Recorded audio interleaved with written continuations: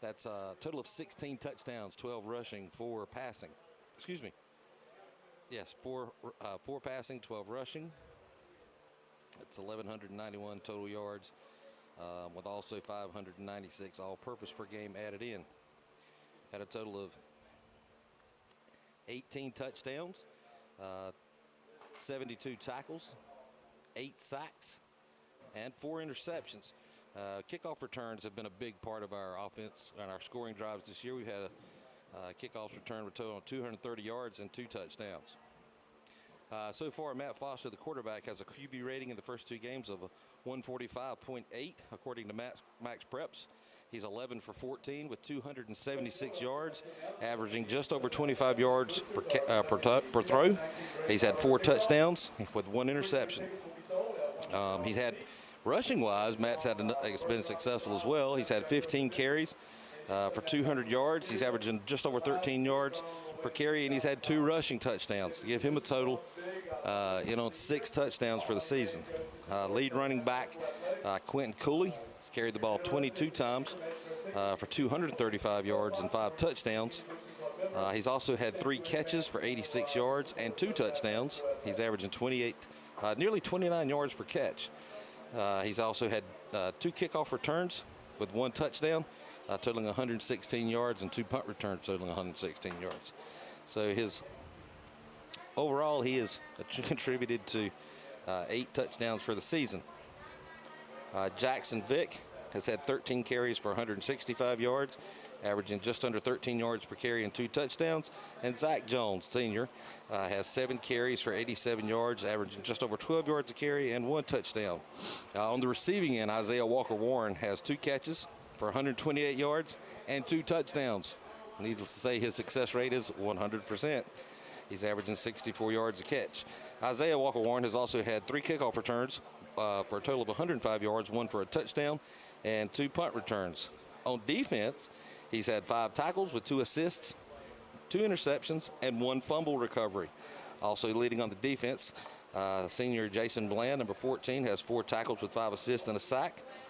Junior Terrence Raspberry has 4 tackles with 6 assists and a sack. And senior Darius Edmondson has 3 tackles, 3 assists, and 1 sack. So that's round out the top performers for the Firebirds, as we now get prepared for the national anthem as the Firebird Marching Band enters the field.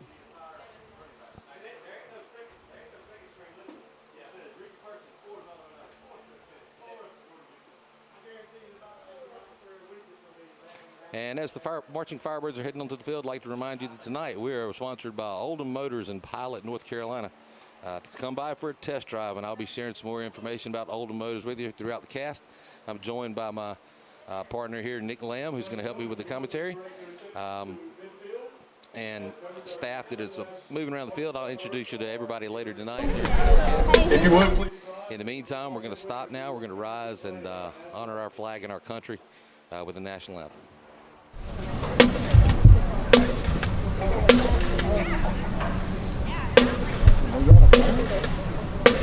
And he got a flag.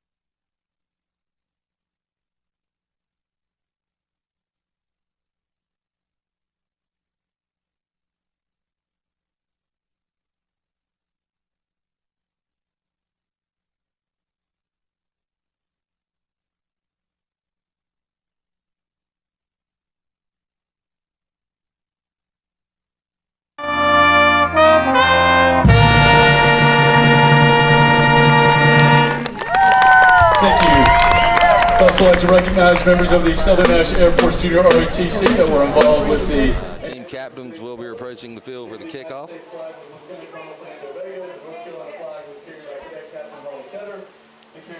So, Nick, the Firebirds have been pretty impressive so far this year.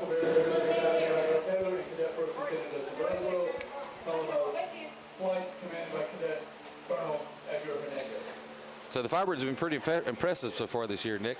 So far, yes, sir. Especially last week, they only allowed 3 first downs the entire game against the Bulldogs. 3 first downs. Wow.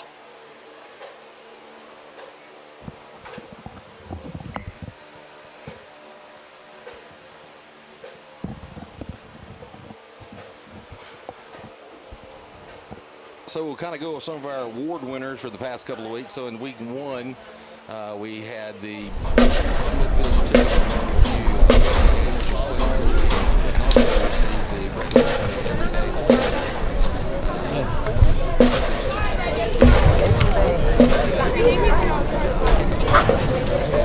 last week we had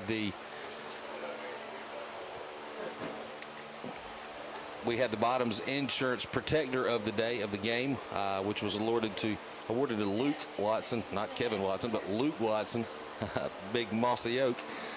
And the Defensive Player of the Game, which was called the Knock 'em on their bottom award, was given to Dalen Whitley for his big sack there in the first half that took Nash Central for a big loss and resulted in a fumbled 4th down punt attempt and an eventual Southern Nash score. Tonight, with our sponsor Oldham Motors, we're going to get a little creative with our awards tonight. So we're going to have the test drive of the game, which will be the drive of the game, which we'll give to the offensive play of the game. And then we're going to have, of course, if you've ever been about Oldham Motors, they have a great selection of used vehicles, and you're always going to see, if you're in Pilot, you're going to see a big truck. So we're going to give the Big Truck Award for the biggest hit of the game. So the bone-crushing, knock the spit out of your teeth, big hit of the game. We'll call that the Big Truck Defensive Play of the Game Award. What do you think, Nick? That work for you? It works for me.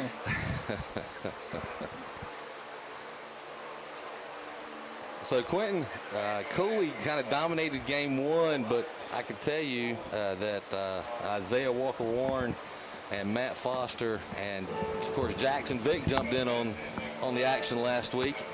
They're trying to stake their claim on getting some notoriety here, and I have a feeling that one of those gentlemen is going to step up tonight and make their presence known.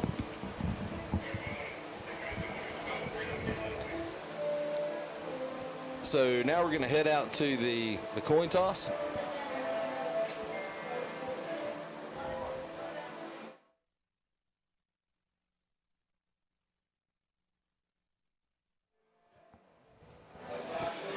Then we're going to head out to the coin toss. As you see, the captains, Matt Foster, number 2, the quarterback, running back Quentin Cooley, the senior.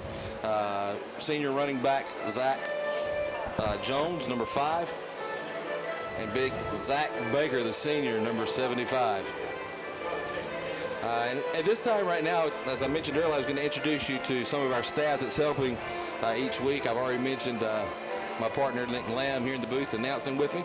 Also on cameras, we have Rodney O'Neill, as well as Mason Cone, who, yes, that's my son, so I'm going to be a little biased there. It's his first night shooting cameras. He's helping us. But also here in the booth running the whole show is the man from the Southern Nash News, my little brother, who's not that little, but he's my little brother, Mark Cone. How you doing, Mark? I'm doing great. Hey, everybody, welcome out to another great night of Southern Nash football on the Southern Nash News. You're watching us tonight on a whole different cast that we're doing. We should be on about 6 channels tonight. We'll be on 10 by the J.H. Rose game. But what I wanted to tell everybody, there should be in the bottom of your screen tonight a donate button. If you donate tonight, 100% of whatever anyone donates tonight is going to go towards the Hurricane Dorian relief. Once the storm passes and we see where the need is. If the athletic department from Southern Nash goes down and helps like they did last year, we'll send it with them. If not, we'll get it over to the Red Cross. But we want to make sure that everybody knows that if you're looking for somewhere to donate, you can donate tonight right online, and all of that will go to the Dorian relief effort. And hopefully we don't get too much of that here. It's a beautiful night tonight in Firebird Stadium. If you're not here already, you really should be here. Absolutely. Like I said, Wednesday night lights is always a great night for football, no matter what night of the week. So we'll see how the Firebirds do, as well as the Wildcats from Bunn with their short turnaround after both of them played Friday night. Bunn did suffer a loss to Southern Nash Conference rival Franklinton, and of course Southern Nash had the victory Friday night over cross-county rival Nash Central. Thursday night. So as the captains make their way to center field for the coin toss, we'll wait here for the introductions and the coin flip.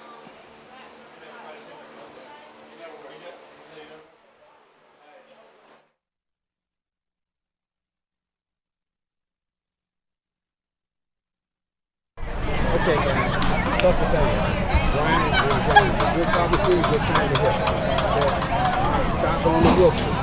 They hear the whistle, the ball is dead. Remember three things: workmanship, and respect. What? You guys are the visitors, we'll let you call. That is tail, that is head. Head, tail. What is your first? Head. Head. And it is head.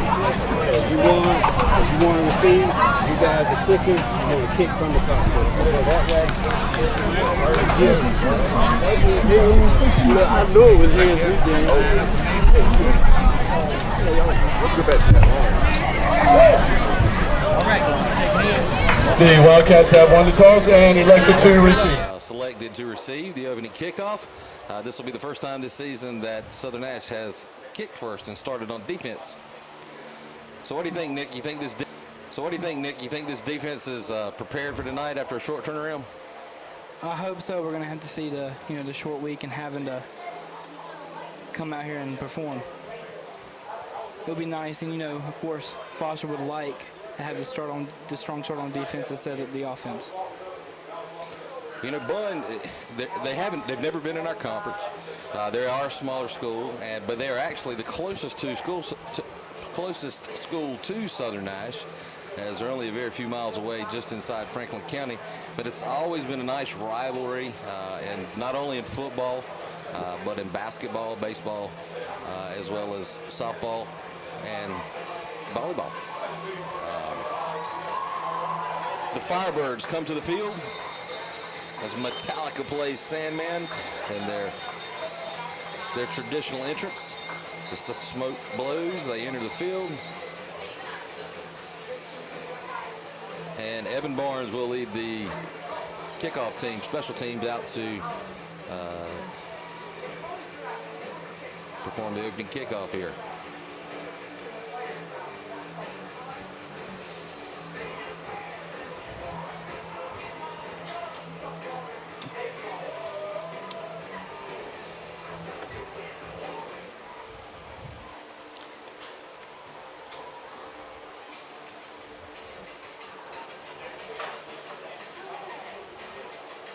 So as always, the Southern Nash stands are starting to fill up here, as they always do.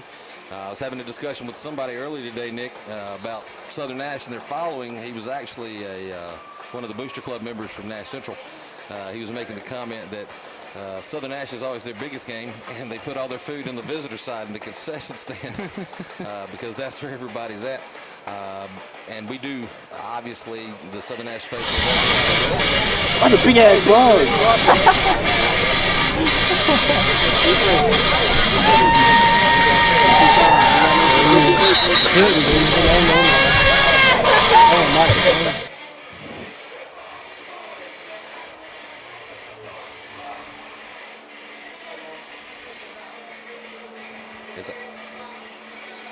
Well, I think Isaiah Walker-Warren is pretty pumped up.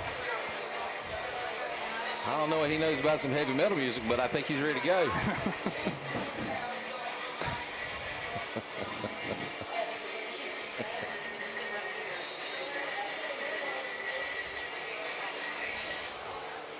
And we are off. They're trying to decide who's going to take that ball. Not a bad return, back up to the 40-yard line of Bunn, and they'll take over almost at midfield there. 1st and 10 from their own 40. Their own 40-yard line, where they will take over 1st and 10. So as I mentioned earlier, Bunn has yet to win a game this season. They're 0-2 to start off with. They've managed to amass 117 receiving yards in their 2 games, as well as 489 rushing yards total in their 2 games. And they've only scored 5 touchdowns in the 2 games. They do have a little bit of passing attack behind their quarterback, who rolls out immediately to pass and completes a pass, which is going to get out to the 46, 47-yard line. To number 22, Jalen Carey. He's going to take it out to the Wildcat 47-yard line, be a gain of about 6. We'll call it 7, bring it up 2nd down and 3. So far, Collier from the Bunn Wildcats, their quarterback, he's 9 for 23 so far this season. He's actually thrown for 91 yards, and he started off on the right foot tonight. We'll see if Southern Nash's defense can answer.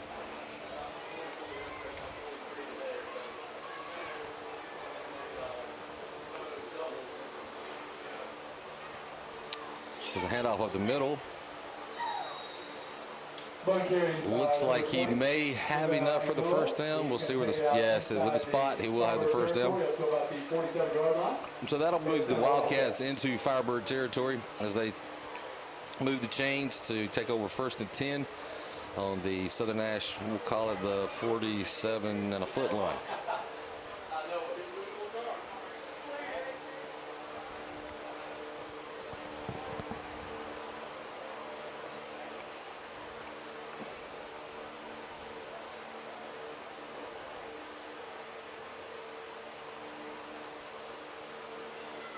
So another handoff up the middle, right into the middle of that great big defensive line.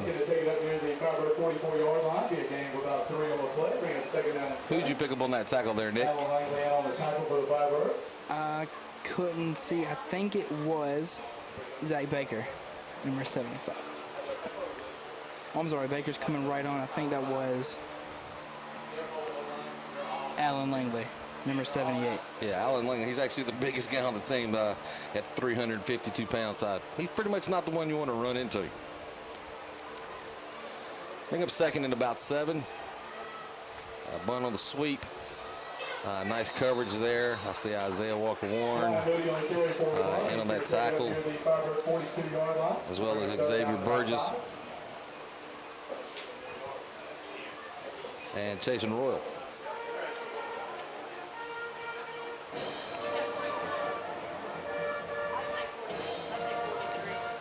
So after a short gain, that's going to bring up 3rd and 5. On the Firebird, just inside the Firebird 43-yard line.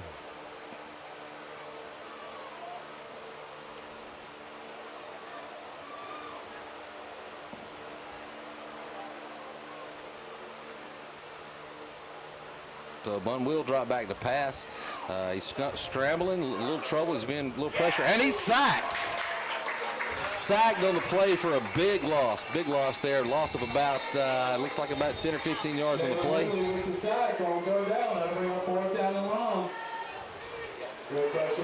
So that's going to bring up 4th down and long.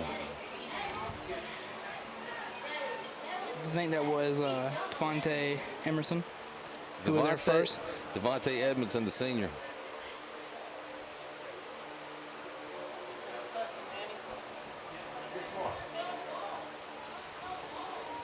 So Bunn will be punting. The punt's away. Quentin Cooley's back deep. He's going to make a few cuts. He's going to run into the middle of the field and run into some wildcat coverage there.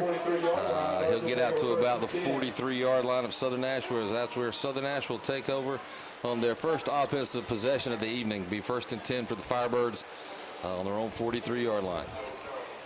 He said Emerson had got there first, but looked like Terrence Radbury had swooped in there to finish the play with him. Oh, Terrence Radbury, the bare-handed catcher. I love that kid. Southern coming out for their first offensive drive of the game. So this big mossy oak, Luke Watson takes his first snap of the game. Pass it off to Matt Foster, who will take off on a run up the middle. So for the previous two games, the first play from scrimmage was Matt Foster on a sweep. This time Matt will take it up the middle. Looks like he's going to pick up about 6, bring up 2nd and 4 on that play.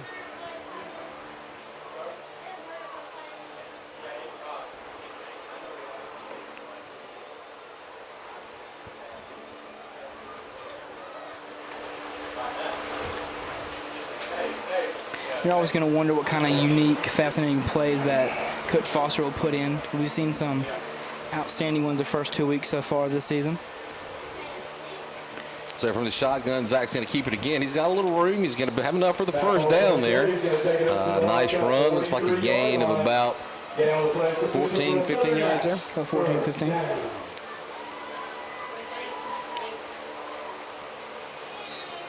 And I'm sure you can hear in the background the infamous call of the voice of the Firebirds, Mr. Scott Colley, with the call for another Southern Nash first down.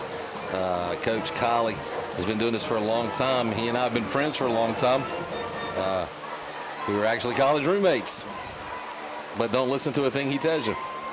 Quentin's going to get caught in the backfield. Forward momentum might put him back at the original line of scrimmage there.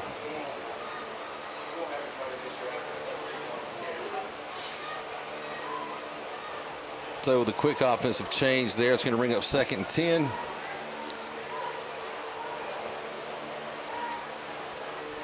With 5 receivers out. And Matt will keep it again. Back up the middle. And he's going to pick up about 7 on the play. So as the Firebirds have now moved into Bunn territory, it's going to bring up 3rd and 4. They'll call that a gain of 6 on the play. So far it's kind of been Matt Foster, the quarterback, just kind of charging up the middle. It's kind of it might be the old sing them a lullaby and put them to sleep before they bring in the beast. Of course, there's so many offensive weapons for Southern. As there you see one with Jackson Vick. He's going to try to turn that corner. He's so quick. Jackson Vick on the carry. He's going to be dropped for a loss on the play. Can't quite make it to the corner. Give Bunn some credit, I guess, for doing their homework, watching some game films there on the short week. So it's going to bring up 4th down for the Firebirds. Who is it? If you've been to the Firebird games and listened to this live stream, you know that they don't punt. I was about to say, you think they're going to punt here? Timeout. Southern Nash. Their first charge timeout. So Southern Nash will burn their first time out of the half.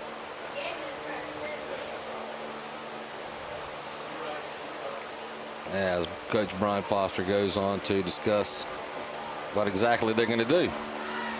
I'm pretty sure that whatever the discussion is, the word punt's not in it. I wouldn't imagine it to be in there.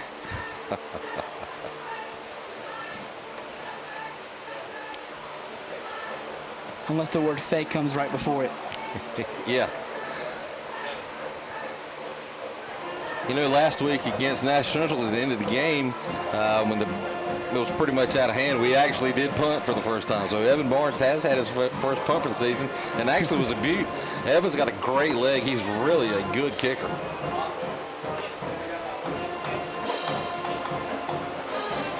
As he does handle all the kicking duties, both the kickoffs, the PATs, and the punting. But tall, long leg.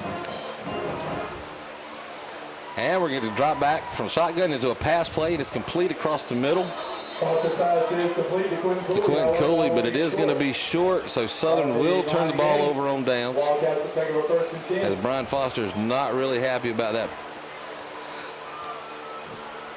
that pattern.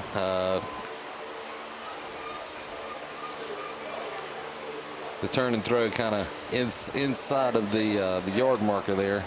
Really didn't give Quentin a chance. The pass was a little low there. Credit for catching it. So Bunn will take over. Kind of been back and forth, kind of a repeat of last week. You know, last week at the beginning of the game, Nash Central kind of held their own, and it was actually an interesting game there for about a quarter and a half. Run up the middle for Bunn just runs into a barrage of gray and red jerseys. They gain about 3, bring up 2nd down and 7. Small gain to 3 on the play, bring up 2nd and 7. Like you were saying, it was such a slow start to the first quarter last week's game, but near the halfway through the second quarter is when about a score every 30 seconds almost. Yeah, it went quick, didn't it? Mm-hmm. And Bunn's going to jump off sides, so they're going to pretty much negate that 3-yard run they just had, move them back, bring up 2nd down and 12.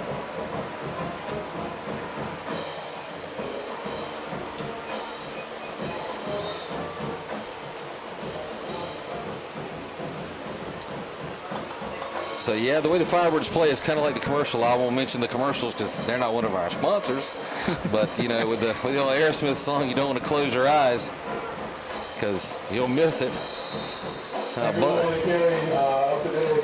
Bunn with another carry up the middle. So he'll cross the original line of scrimmage, but it's still going to bring up 3rd and a long 7.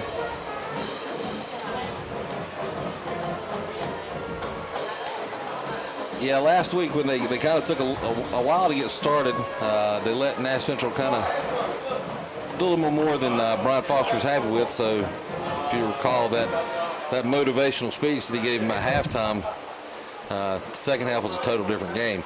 I'm pretty sure he's working on his motivational speech as we're speaking. So the sweep for Bunn is not successful as he's thrown for a loss back about to the original line of scrimmage. It's going to bring up 4th and 10. So the Firebird defense holds strong on this possession. Bunn had some pretty good movement on the first drive. This time, a couple of plays, short gains, and then right back they go. Not really the start Bunn was probably hoping to have on the road here. So, hey, short weeks, it's tough for these kids to turn around and with a little bit of rest as Bunn gets the punt away. Nice punt over Quentin Cooley's head. It's going to go way back deep. It's actually going to go into the end zone. That was almost a fantastic punt. The Wildcat defender couldn't get back there to down it, but it was very close. That was a really great punt by the Wildcats. And it had that bounce in the favor of Southern right into the end zone. Yeah, it did that end over end.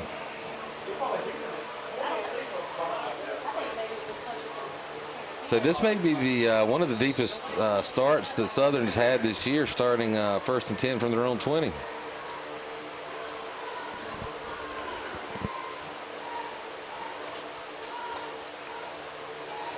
So it'll be a handoff at the middle. Looks like that was given to Zach Jones on the carry. No gain on the play. It'll bring up 2nd and 10. Southern has still not quite got the Pistons firing. You know, last week it was Jackson Vick that kind of stepped up. Everybody, Central was kind of keying on Quentin Cooley. Jackson Vick stepped up, carried the workload. And here's Quentin. He's still on his feet. He's pushing defenders. He's going to make that's the biggest run of the game so far. Obviously enough for a first down. And so bring it out close to midfield to the Southern Nash 43-yard line. That was a gain of about 23. Yep. Am I right? 23.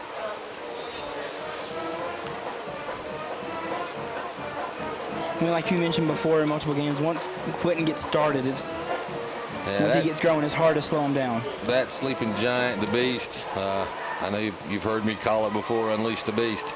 And here's Jackson Vick. He's quick. He's still up. He's going to break outside. He's got a lot of wide open field. Jackson Vick is going to take it all the way to the house. Touchdown, Firebirds. Jackson Vick, the sophomore on the big carry, his 3rd touchdown of the year as he takes it in for the first score of the night. The Firebirds take over 6-0 with 2 minutes and 34 seconds remaining in the first quarter. So there it is. The Aerosmith song had to be playing on somebody's TV. They'd close their eyes and they missed that one. You can't go to sleep on this team, folks. It happens quick. When they score, they score. Nick with a 57-yard rushing touchdown there.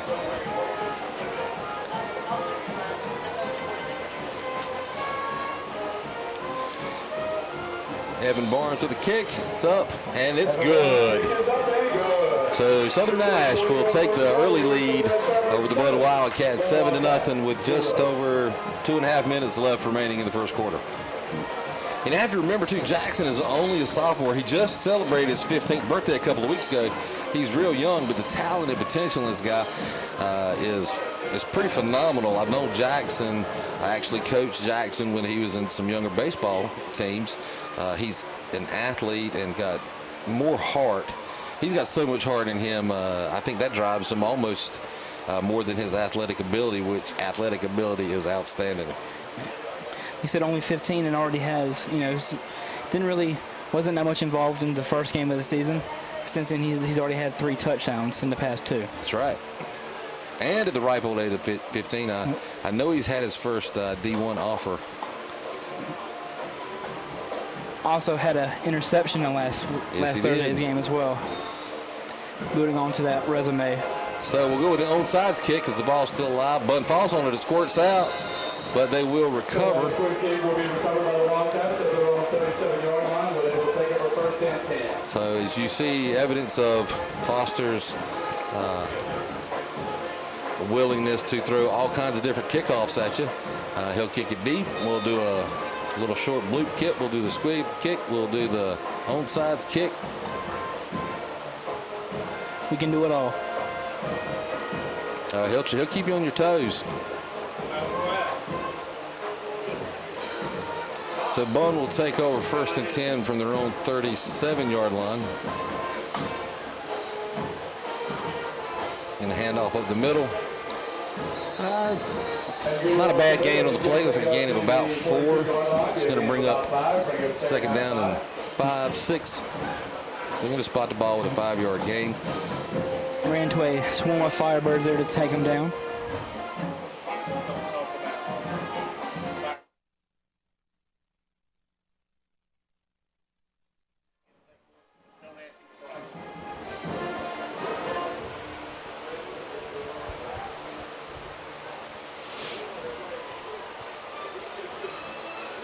All right, so with second and 5, as Bunn approaches midfield, ball's handed off up the middle. Big gray red wall there. Might get 2 yards on that out to, they're going to spot it at the 44-yard line. Going to bring up 3rd and 3. Again, just the swarm of the Firebirds defense is swarming and bringing them down. That front line of the Firebirds, they're tough. Hard to run against.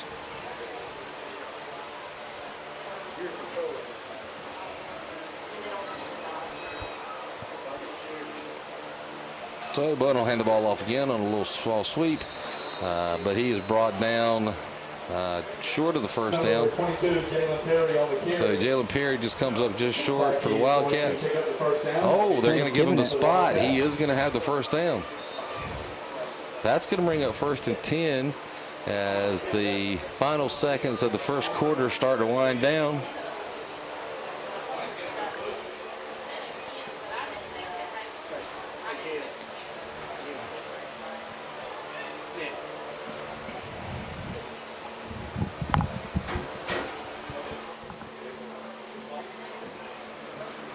So Bunn is going to, not sure, maybe they're holding for the last play of the quarter as we approach 30 seconds.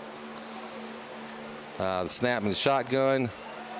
Going to be thrown for a loss in the backfield. It's going to bring up second and about 12 as we tick down the final 20 seconds or so of the first quarter.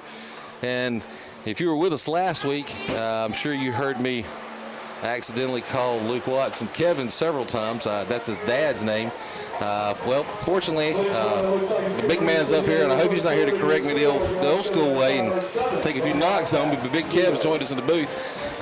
Big Kev is a huge Firebird supporter. He's coached the Little Firebirds up through the years. Obviously, this team that you see playing tonight has a lot of success due to him and some of the other coaches that came through the early programs.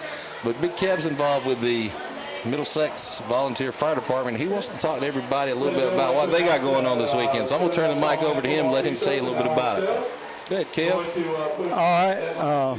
Thanks for having me, Brent. Yes, I'm a member of the Middlesex Volunteer Fire Department, and we're having our Fireman's Day this Saturday. Not this Saturday, it's the following Saturday on the 14th. And we're selling plates. We're selling barbecue plates and barbecue chicken plates. And we also have a raffle where we're selling $100 tickets. We're selling 400 of them, and we're giving away $12,500 in prize money off of those tickets. And it's our big fundraiser that we have each year. We just recently purchased a fire truck it's new to us, but it would come from Zebulon, and part of the money that we raise will be to replenish the money that we paid for that truck, and also other expenses that we incur all throughout the year. Kevin, I'm going to interrupt you right here for 1 second. It looks like there's a mishandled ball on the play, a fumble, and Southern is going to take over on the fumble. They recover. So Southern's going to take over first and 10, well in their own territory from the 32-yard line. So while they're changing positions, the 12,500 sounds really good for the raffle tickets, but my big question is, for the plates, are you cooking? Yes, I will be involved in cooking. But in that case, the chicken plates, that's worth more than the 12,500. Well, we like to think we do a pretty good job of cooking the barbecue and cooking the barbecue chickens each year. We haven't had any complaints lately, so. Well, I can tell you I have enjoyed your cooking on more than one occasion. As Isaiah Walker breaks free, and he's tripped up. He's going to be brought down at the 2-yard line. He's going to take it down to the Wildcat 5-yard line. They're going to stop. They're going to put him down at the 5. I don't know about that spot. That spot was a little questionable there. Yeah, it looked like he got down to about the 3 to me. I tell you, Isaiah Walker Warren is an athlete. Yes, he is.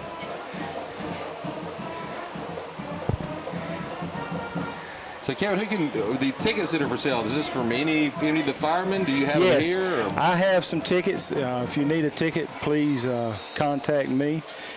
You can give me a call or come by and see me, or any other Middlesex fireman should have tickets.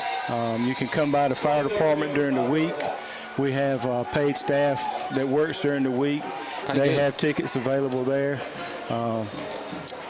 See any of the members, and if you want a ticket, we'll make sure you get a ticket.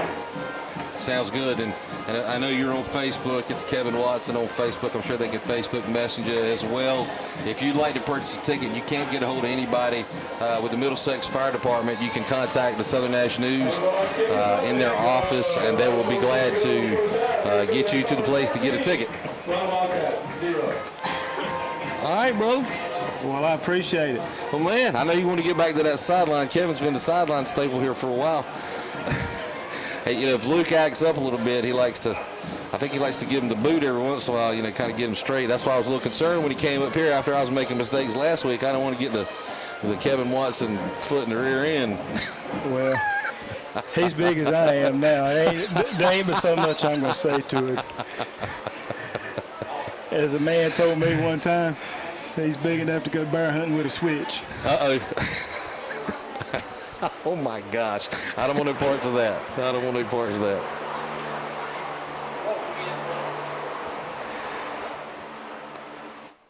Did you lose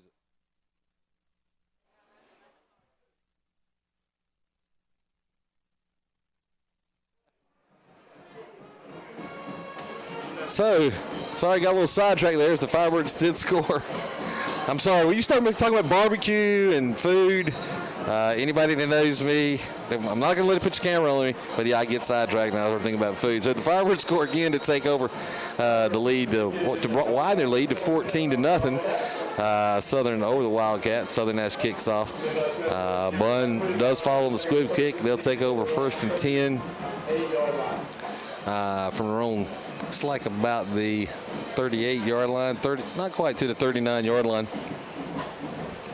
So once again, I do apologize for getting sidetracked. You know, I love football, but you start talking about barbecue and chicken getting cooked on a big cooker over wood, yeah, I'm sidetracked. So once again, the Firebird defensive wall. Wow.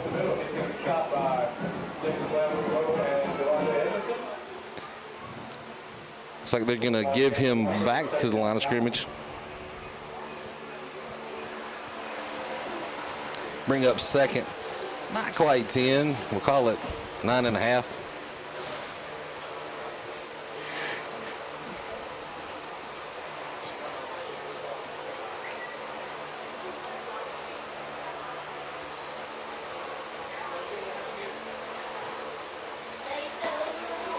So they pass out in the flat, little screen pass.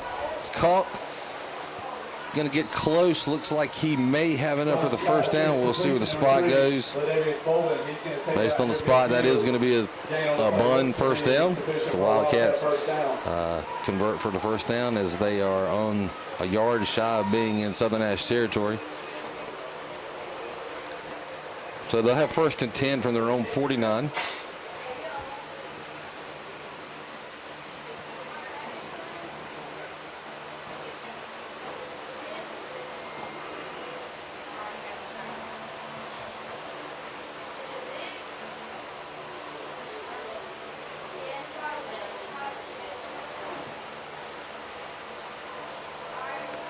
So from the shotgun, that's a handoff. Off the left side, going to be stopped after gain of just a couple. Looks like it's going to bring up 2nd about, we'll say 2nd and 7.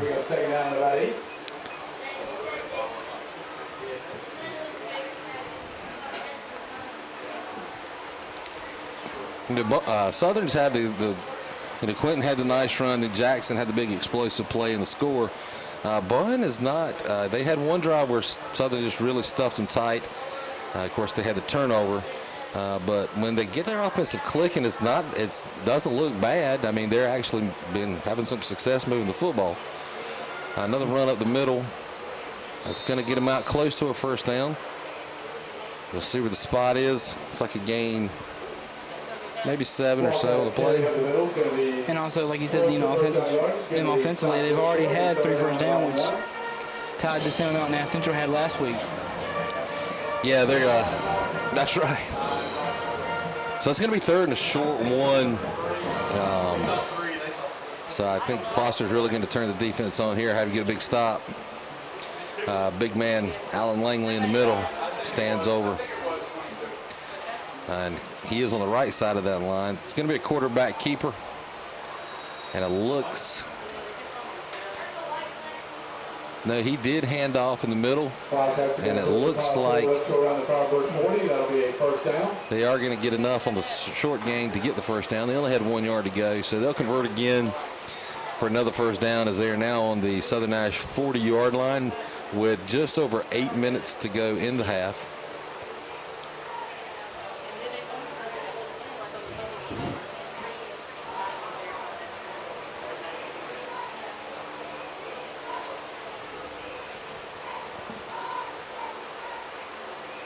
So once again from the shotgun.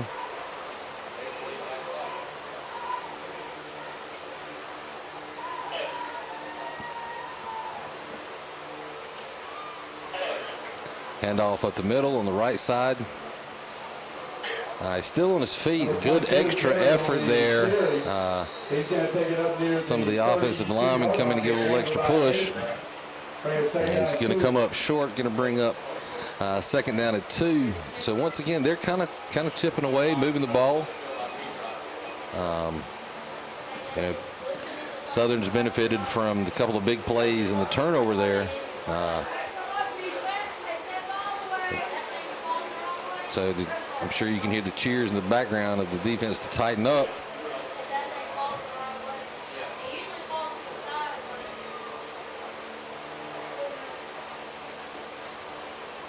So another run play up the middle where they are having some success. Looks like on the short gain it will be enough. They are going to signal the first down. So another first down on this drive. That's their third first down of the drive. It's going to be 1st and 10 from the Firebird 30.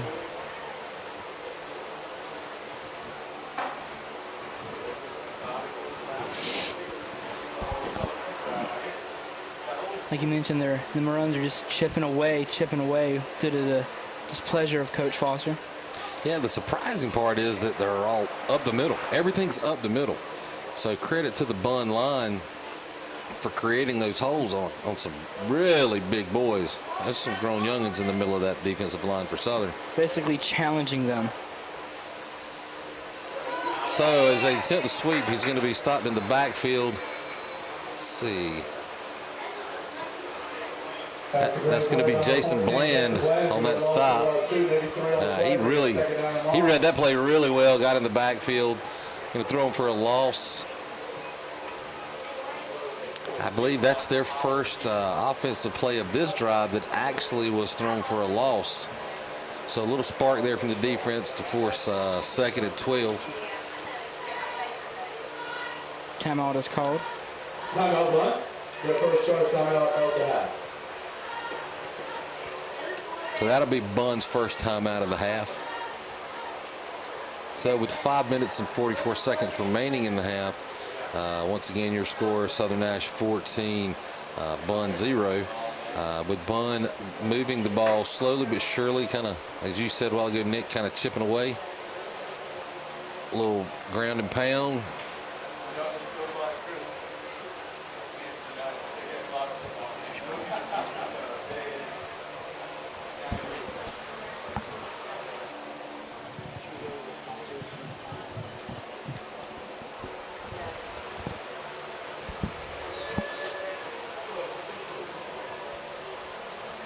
So as we're waiting for the Bunn Wildcats to come back on and execute this offensive play, I'd like to remind you that tonight's game is being brought to you by Oldham Motors from Pilot, North Carolina. They want you to come by and take a test drive, have a nice selection of used vehicles, some fairly new models, great selection there on the property. Great sales team. As that pass is thrown incomplete, bobbing around a little bit, threatening for an interception. Third down at about 12.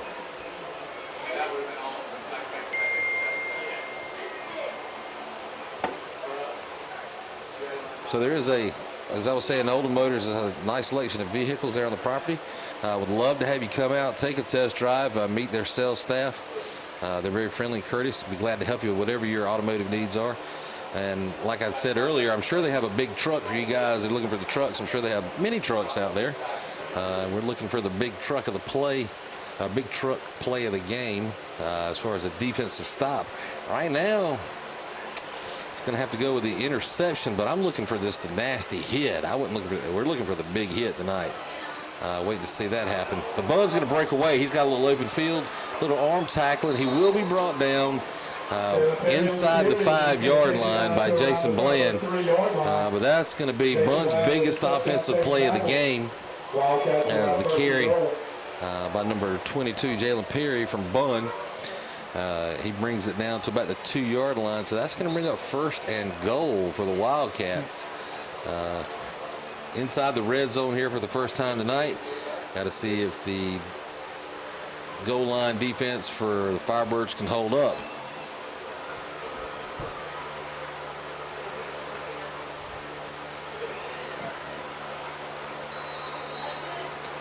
So Bunn's going to take it off the right side, still waiting for the signal. Looks like they're going to be shy of the goal line, bring up 2nd down at goal with about 1 to go.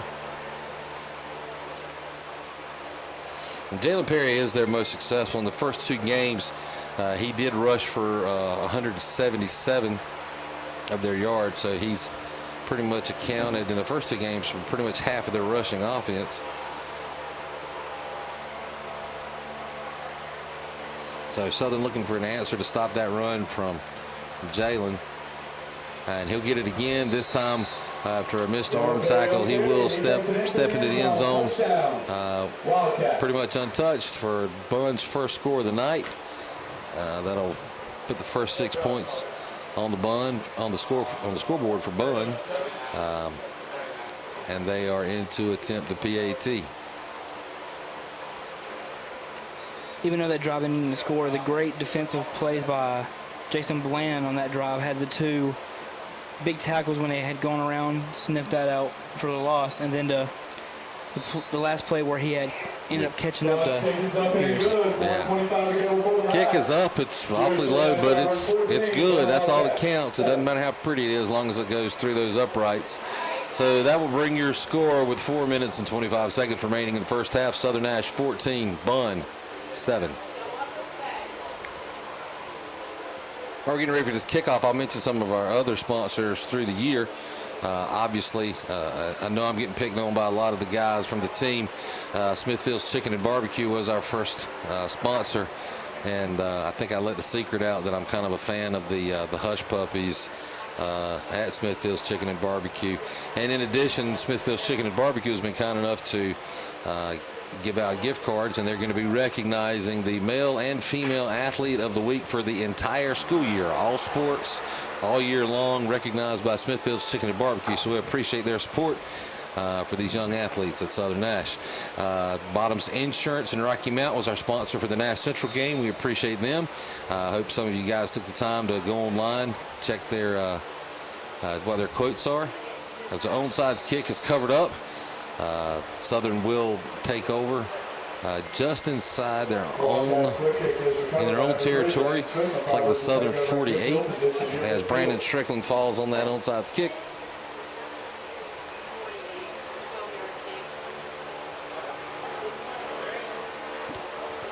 So as I was saying, Bottoms Insurance sponsored our Nash Central game, and once again this week it's Oldham Motors in Pilot.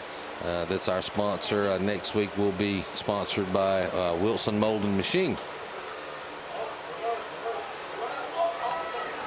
Big play around the end for Quentin Cooley. He's still got room. Flag comes out behind him. He's going to step on the out of bounds line. Looks like he's going to make it down to about the 20. But the penalty is going to be against the Firebirds, so that's going to bring that nice run all the way back. Penalties so far this year have kind of snuck in at the wrong time for the Firebirds. So there's been some big plays that have been called back. I know last week there was several penalties that kind of negated big plays and some momentum for the Firebirds, and this is going to happen again tonight. So what was the call on that play, Nick? I saw the flag come out. Were they calling a hold there? I think it was a hold. So they'll they'll replay first down, but it'll be 1st and 20. Going to back the ball up to the 41-yard line.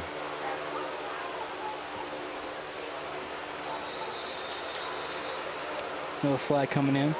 Yeah, it looks like Southern got a little jumpy there on offense, so they're going to help Bunn out a little bit more and get a little closer in the wrong direction. That'll make it first at about 22.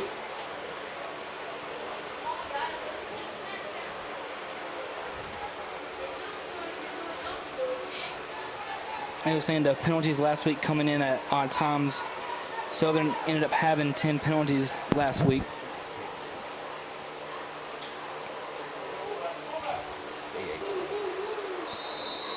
Zach Jones on the carry. He's going to take it up near the 41-yard line, bring up 2nd down and long. So a short gain on the play will bring up 2nd down and long.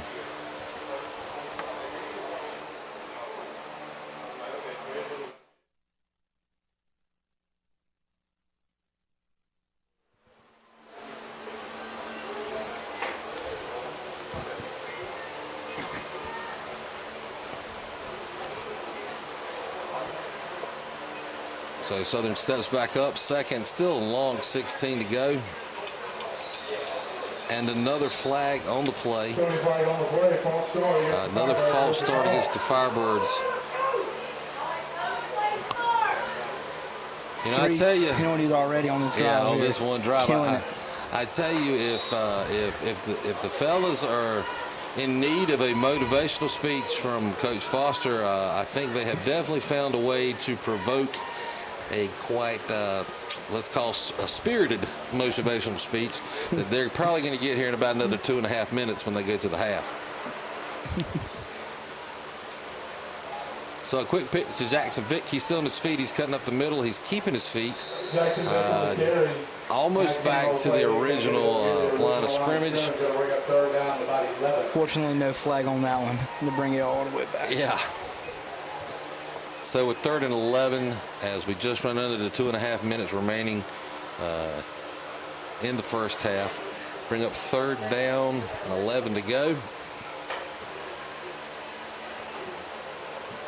And it was about this time last week that the score explosion started.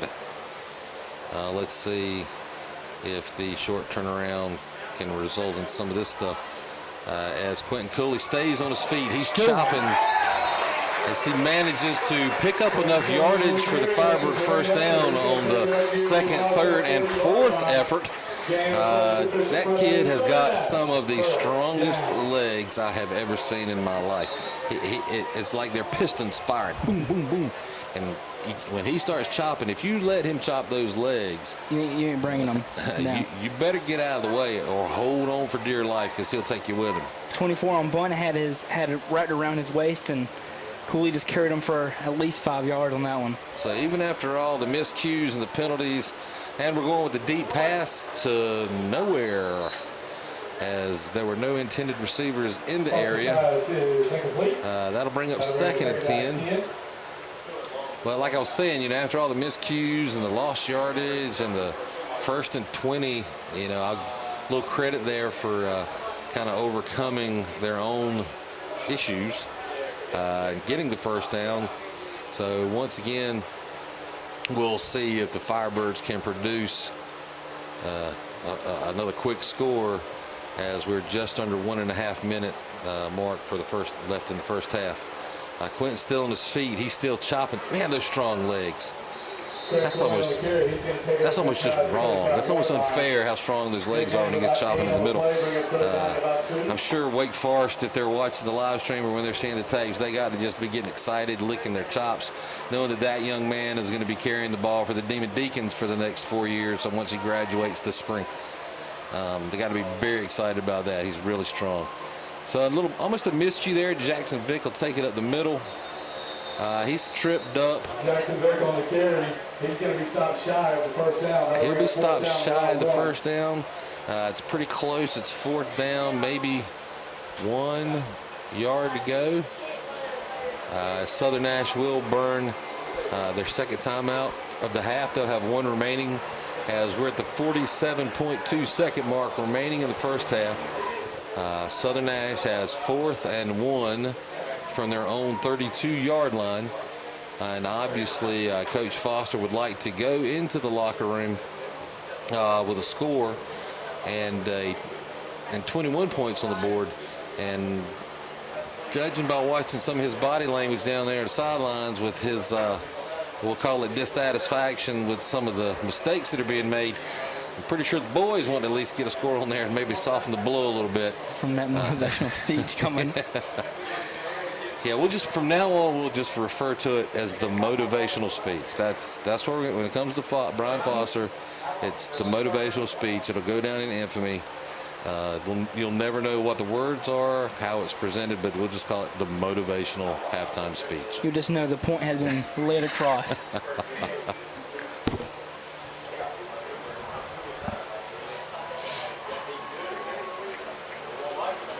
Foster under center. He's going to hand off to Quentin, who is going to be met by 5 of the Bunn Wildcats. He's going to stop. He doesn't go down, but they'll stop him as they stop his momentum. But it will be enough for a first down, which is what they were looking for. That'll stop the clock, move the chains. It'll bring up 1st and 10 from the 28-yard line of Southern Nash as the clock starts back. As we approach the 32nd mark remaining. And Southern will burn their last time out. I think they're stopping it because the clock was wrong. the clock is wrong. It was not supposed to start that early. So that was actually an official timeout. Southern will still have one timeout remaining. As Jackson Vick, the handoff to Jackson Vick, he's still on his feet. And he picks up a nice run. Looks like about 7 or 8 yards. It's going to bring up second and probably about 2. As Southern does now spend their final timeout with 35.7 seconds remaining.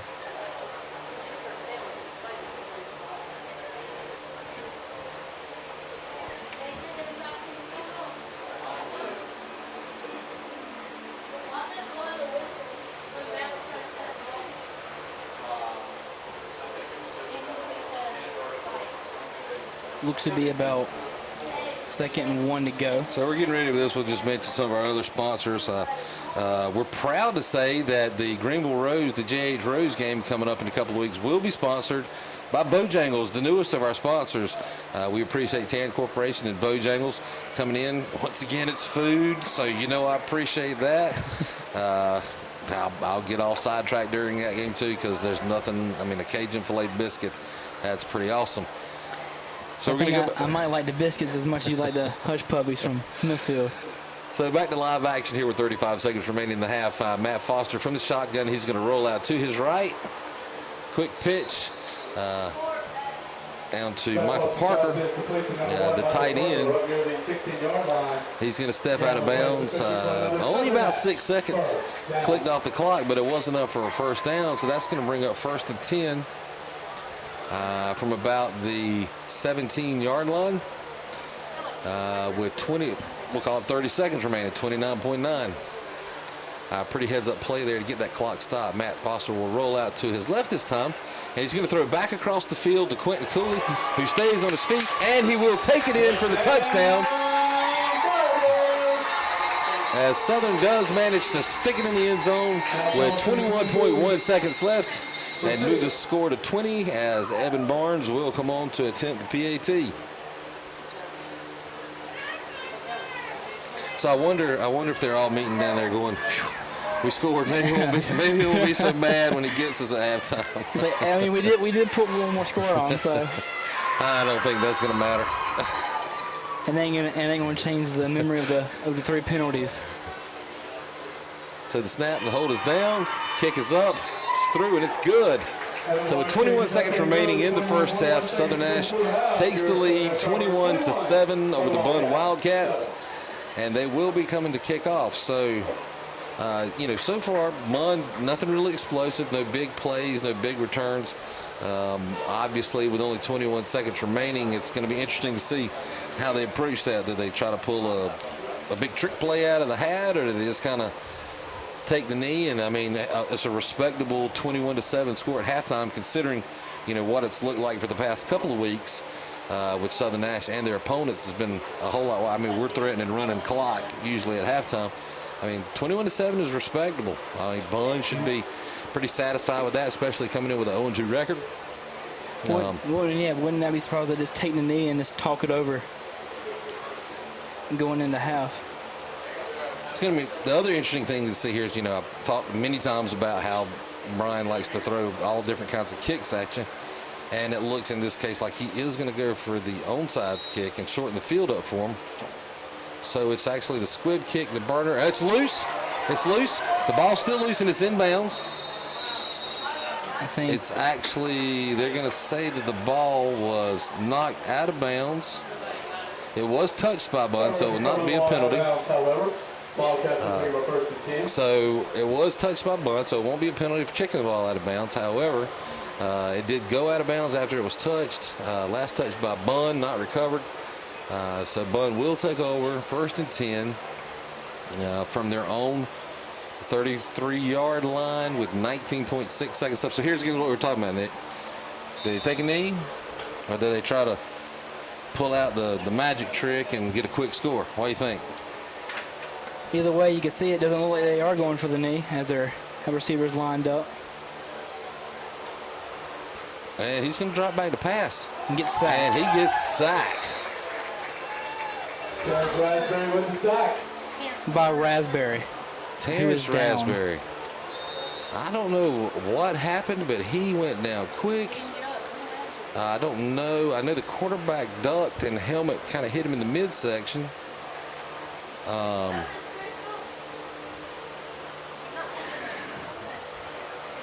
Trying to see here what Terrence may be favoring there.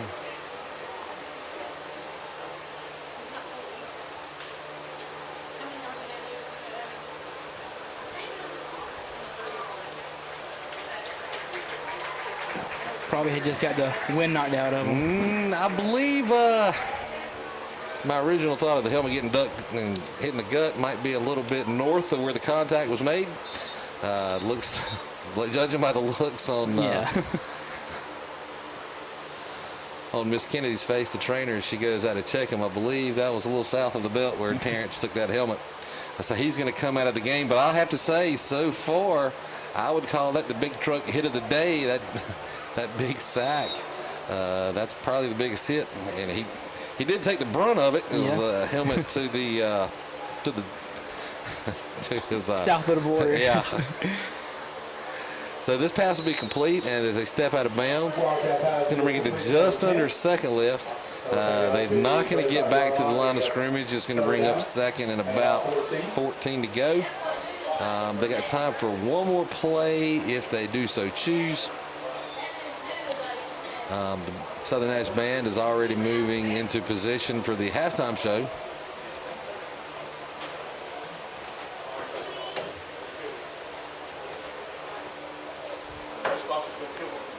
So we'll see. I mean, they might as well at this point. I mean, they've gone for it every time. They might as well go ahead and give it one more shot. I mean, what you risk here, being on your end of the field, obviously is the pick six. They're not going to risk that as they get the handoff. They're going to bring the ball back out just beyond the 40-yard line as the clock will expire for the first half as Southern goes to the locker room at halftime, leading the Bunn Wildcats by a score of 21-7.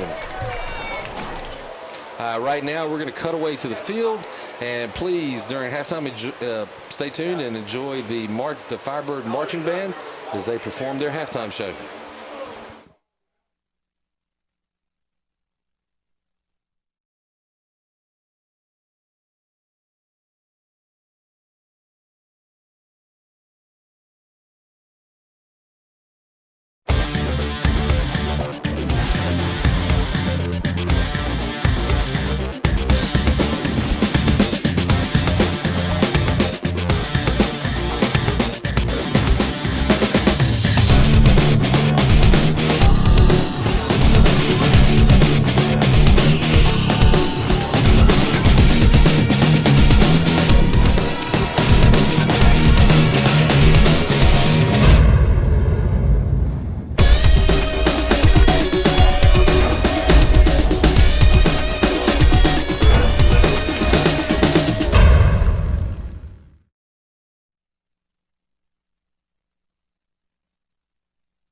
Captain Sam Booth and Caleb Parker, percussion captains. Tonight the band will be performing their 2019 show entitled Diamond in the Rough.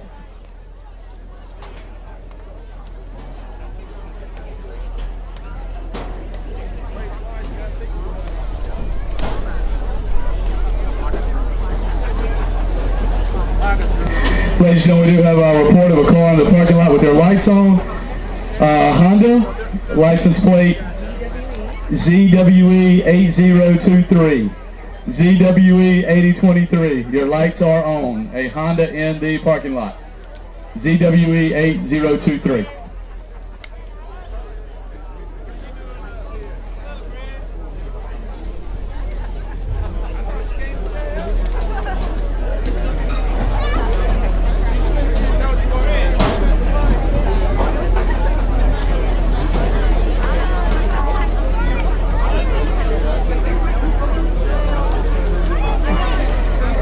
Presenting their 2019 show, please welcome drum major Amber Satterwhite and the Southern Nash High School Marching Firebirds.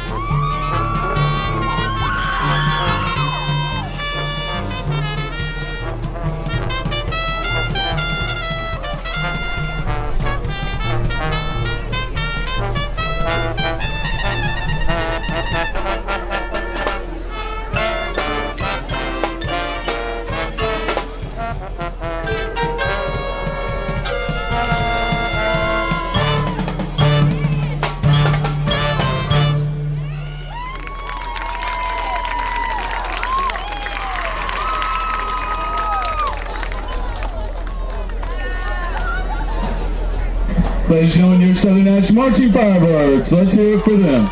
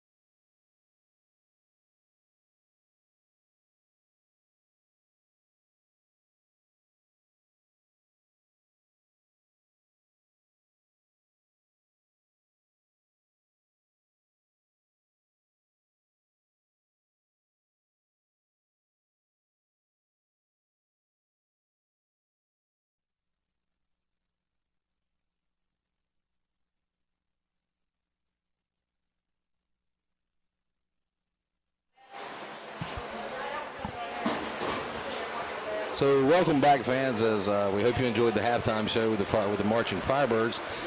As we're ticking down the halftime clock, play will be resuming here shortly. While we're waiting, I just wanted to run through some of our sponsors. Obviously, the sponsor of tonight's game is Oldham Motors and Pilot.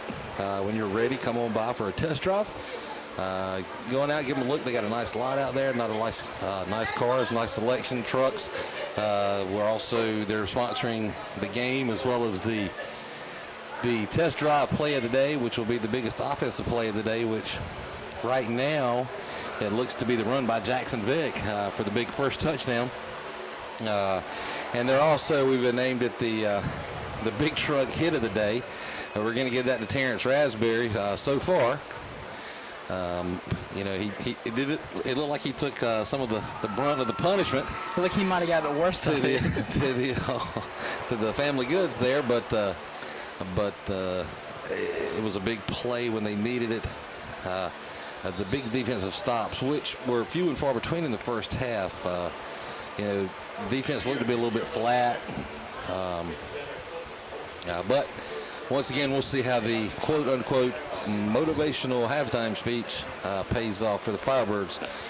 Some of our other sponsors for the season, obviously Smithfield's Chicken Barbecue, who are sponsoring the athlete of the week each week, both male and female. Bottoms Insurance and Rocky Mount, Wilson Mold and Machine, Barton College, who is now having their first year of college football. I'm sure that some of these Firebirds will probably end up playing in Wilson, some D2 football. Southern Bank, where at Southern Bank our interest is you, and Team Walters Realty, whether you're looking to buy or sell a house, townhome, condo, land, farm, or commercial property, call the experts at Team Walters Realty today. So as the Bunn kicks off to start the second half,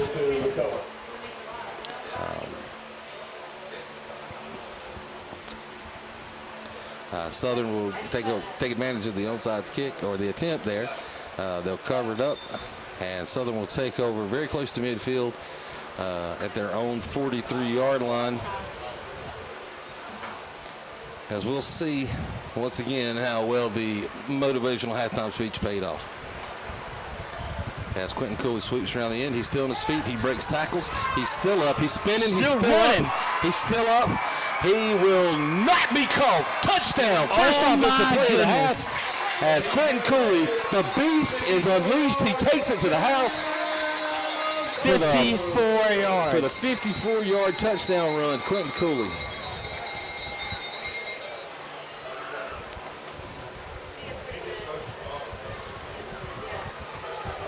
What a start for the second half.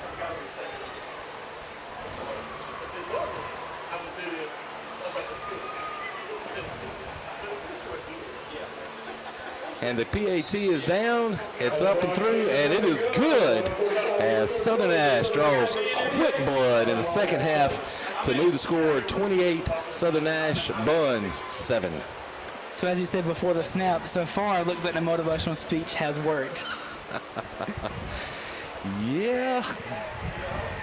The old proverbial boot in the backside motivational speech at halftime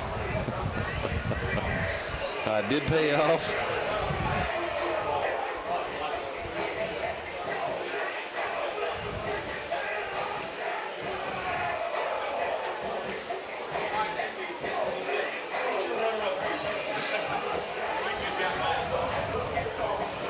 So while we're waiting for the kickoff to start here, for those of you who may have not been in touch with any of the rest of the Firebird world for the past few days, Zonovan Bam Knight made his college debut this past weekend as State took on ECU, and with his first offensive touch of the day, Zonovan Knight takes it in 13 yards for a touchdown. So how about that, representing Firebird Nation?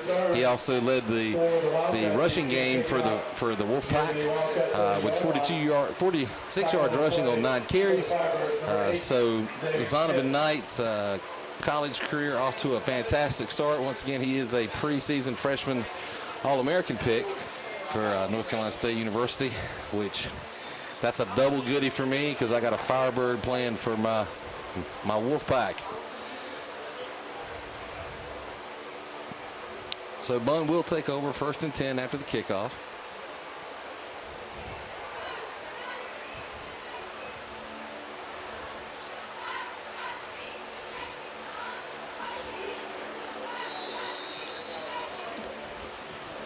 As Bunn charges up the middle. Gain of about 6 yards on the play. Going to bring up 2nd and 4. Once again, the up the middle run game for Bunn seems to be effective. You know, the defensive line needs to fill those gaps because there is no motivational halftime speech left. Any more motivational speeches will pretty much be done on the spot. So from the shotgun, looks like a miscue there. The running back, Jalen Perry, is going to be caught in the backfield. Looks like he's going to be down pretty close to the original line of scrimmage, about a yard shy of that. It's going to bring up 3rd down and 9. Was taken down also by Jason Bland. Heard his name a couple times so far tonight.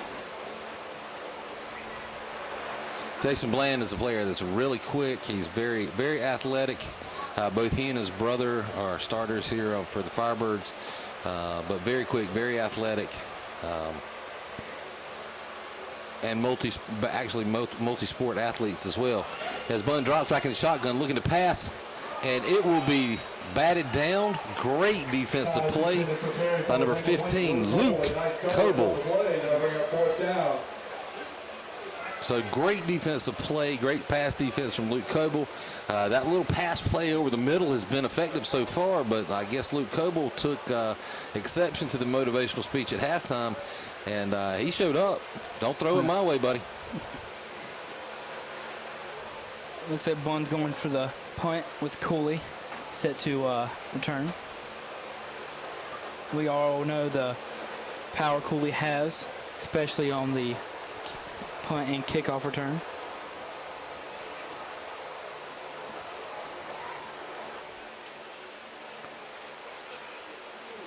Punt is up.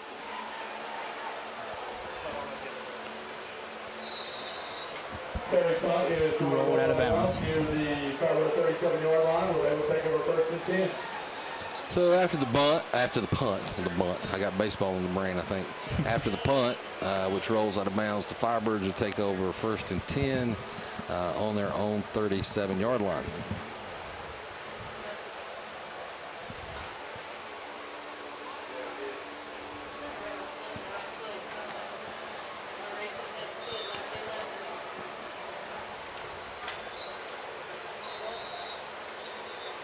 So I see the flags come out late. The play is blown dead. Looks like it's going to be. Substitution against the Wildcats is the call. So that is against the Wildcats, which is going to bring up 1st and 5 for the Firebirds.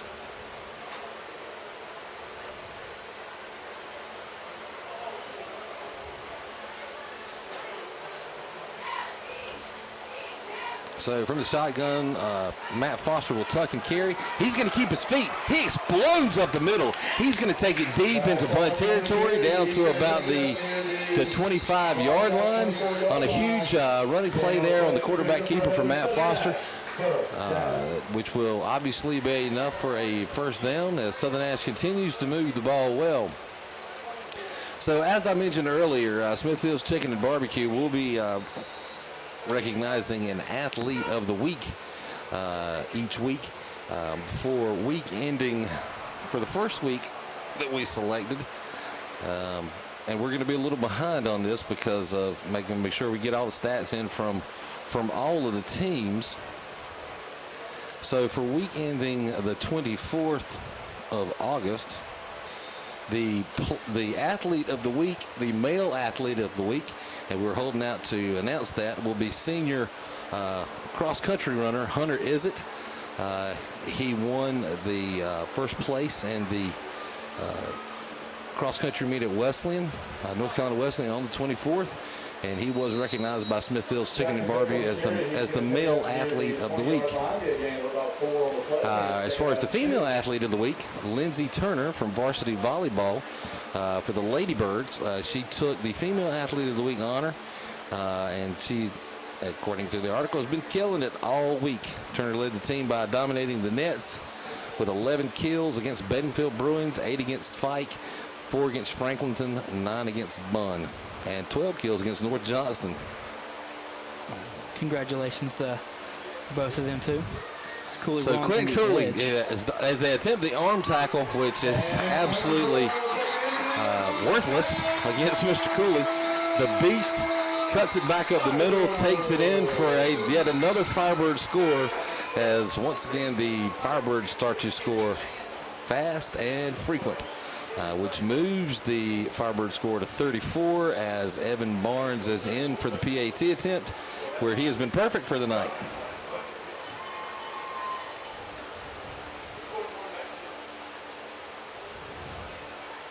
So the snap is down, up, kick is through, and it is good as Evan Barnes remains perfect.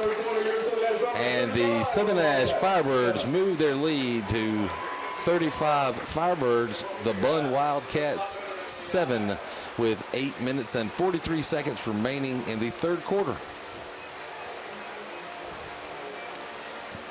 So far, starting off the second half, Southern had got the ball, went down and scored. When defense had the 3 and out. Now give the ball back and scored again. Gets going back, you could say that motivational speech had so much wonders. And I'm not going to give all credit just to the motivational speech. I'm sure, obviously that had something to do with it. But at the same time, Southern Nash is a physical, pounding team. And it's really hard for some of these schools, especially a smaller school like Bunn, to come in and maintain for an entire football game against all of the threats and the size and the athletic ability and the talent of a Southern Nash Firebird team. They're just going to pound you down.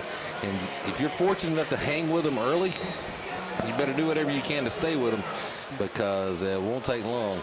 So Evan Barnes shows off his foot as he kicks it out of the back of the end zone on the kickoff. And Bunn will take over now 1st and 10 from their own 20 for their second offensive possession of the second half.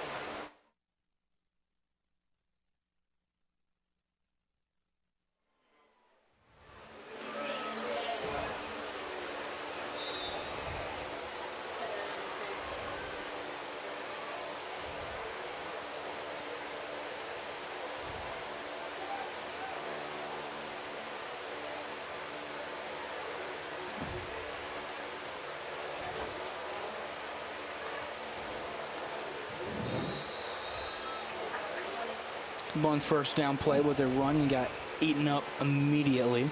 Wildcat run up the middle. Gary stop. Michael Parker out on the tackle along with Quentin Cooley. Could be for no gain. So it looks like, if nobody else has noticed, the one defensive change is Mr. Cooley is now playing defense. He was in on that tackle, a 1-yard loss on the play. He's going to bring up 2nd and 11.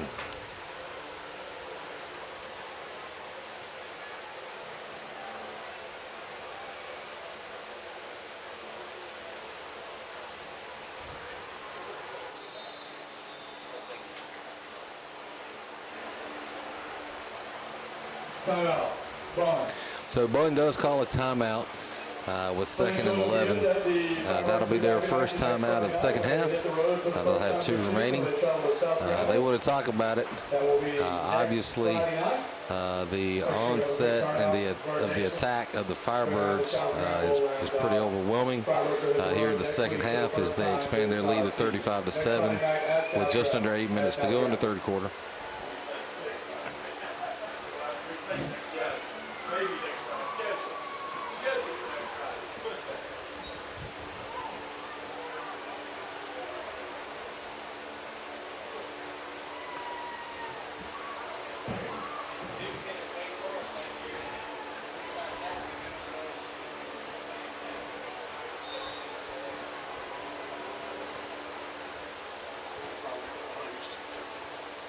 There you go, pitch to the left side. Carry on the carry for Bunn. Nice play by number 30, Xavier Burgess. So Xavier Burgess on the stop. Going to be another loss on the play. Is going to bring up 3rd and 13. As it looks to be that the defense has decided to show up in the second half.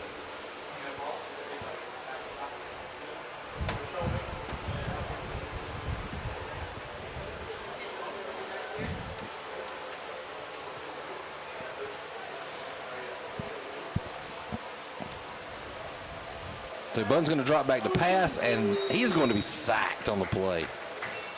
Trying to see who is in on that sack. The Bunn quarterback is down. I think it was a number of Firebirds who had just busted through that O-line and got their hands. Is that Dalen Whitley? No, that is Devontae Edmondson. Looks like he was back in there first. But the Hunt quarterback, Collier, he is down. He's making some motions towards his leg. I'm not sure if he got tangled up underneath the barrage of Firebirds that got back there to him. So there is an official timeout on the play as they are tending to Mr. Collier there at about the 8-yard line.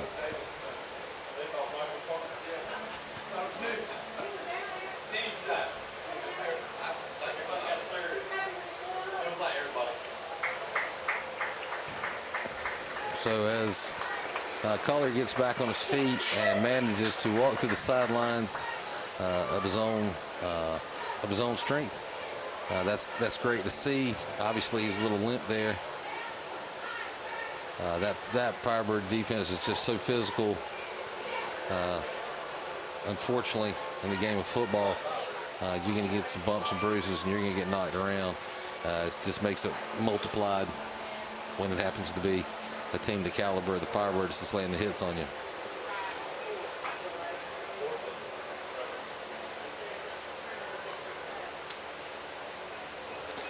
So that's going to bring up 4th down and 13 as Bunn will punt from their own end zone. We'll see if Foster will send him here. He will get the punt away. Matt Foster was the one who was trying to get Foster, still going. The quarterback. Back deep to field the kick. Nice return. He's going to take it down to the Bunn 20. Matt Foster on the return. He's going to take it up to the Wildcat 20-yard line. So that's where the Firebirds will take over 1st and 10 from the Bunn 20. Immediately, now they're going to mark it down on the 21. So a yard outside of the red zone is where the Firebirds will take over, as they now have extended their lead to a healthy 35-7 margin. And as Quentin gets a well-deserved rest. This ball is handed off to Dalen Whitley. He'll be met on a sweep just outside of the line of scrimmage. He's going to gain about 2 or 3 yards on the play. It's going to make it 2nd down at 7.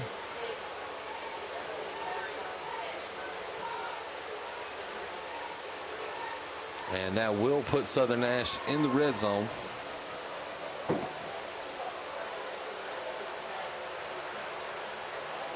Oh, as the pitch is mishandled by Jackson Bigwood. He picks us up, keeps his feet, does manage to get back to the line of scrimmage. Back up before he's dropped for no gain. Bring up 3rd down at about 7. So no gain, no loss in the play. It's going to bring up 3rd and 7. As Quentin Cooley does check back into the game.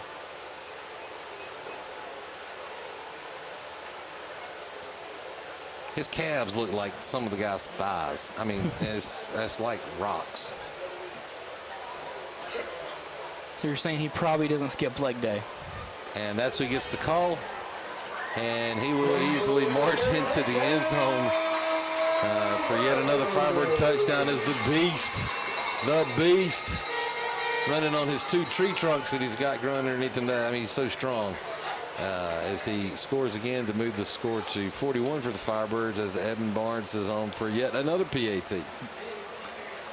rushing in for 19 yards for his 5th touchdown on the night.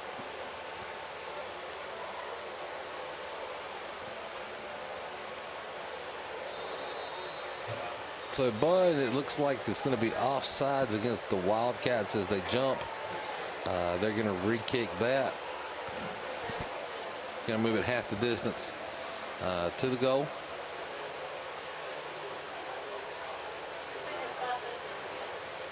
So Southern will decline the penalty and just leave the ball where it is from the PAT spot. Snap is back and down. Kick is up and through. Evan Barnes' kick is up and good. And it's good. Evan Barnes comes with a little limp on the play, but he does seem to manage to get himself back together. Hope there's no injury there, as one of the defenders did fall into him. The kick was good, so that's enough to bring the Firebird score to 42 as they lead the Bunn Wildcats 42-7 with 5 minutes and 25 seconds left in the third quarter.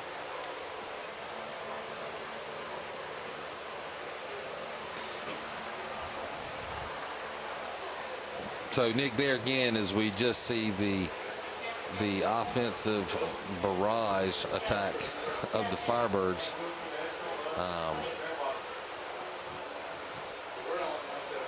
They're just so tough to handle.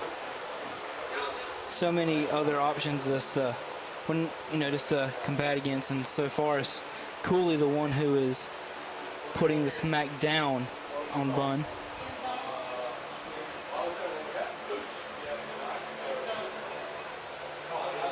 Such a hard running back to bring down.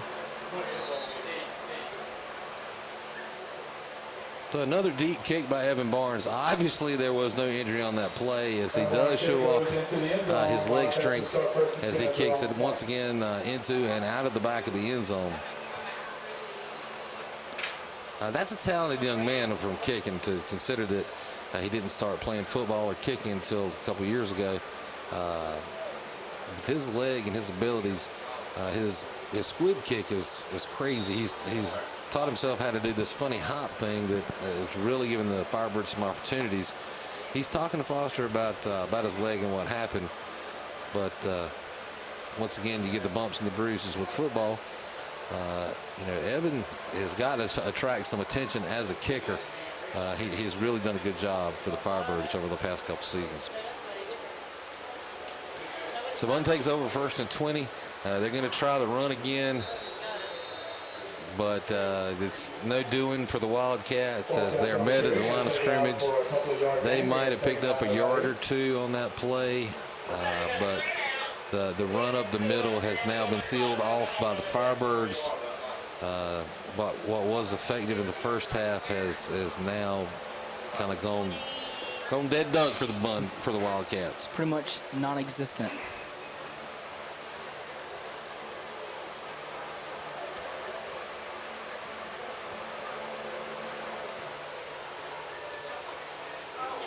So another handoff and back up the middle. He does manage to break free this time and get a few yards, not enough. Out near the 30, bring up 3rd down and short.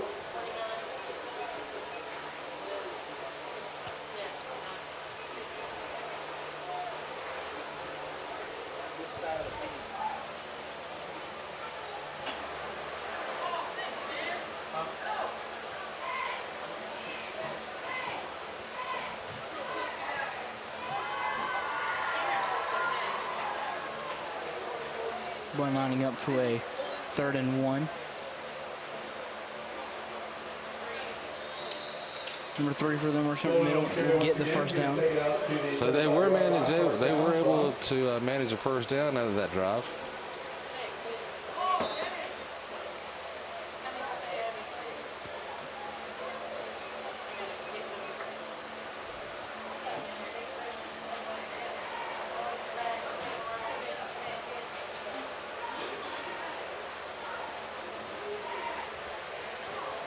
As Bunn moves up 1st and 10 from their own 35-yard line.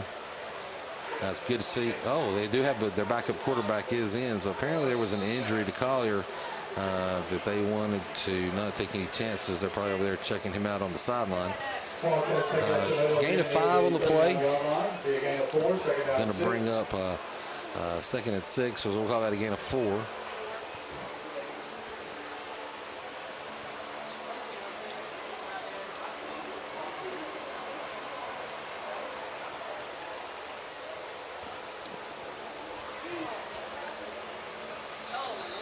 And it looks like Bunn may have drawn the Firebirds offsides.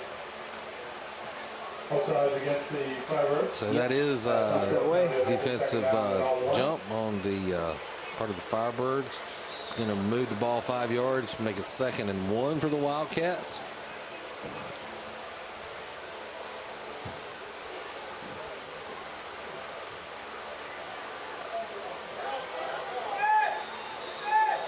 So we'll have another flag on the play. Encroachment on the Firebirds. Offsides penalty against the Firebirds. So that is going to move the ball another 5 yards for the Wildcats. That will we'll give the Wildcats a first down. So contribute 10 yards on the last possession to the Firebirds for the Wildcats. Got to be frustrating for Coach Foster to see those penalties. And the ball is loose. It's fumbled. But Bunn does pick it back up and managed to scoop and run as they turn what looked like it could have been just an absolute disaster for Bunn into not that bad of a gain for him. It's going to turn into about a 6-yard gain, bring up 2nd and about 4 on the play.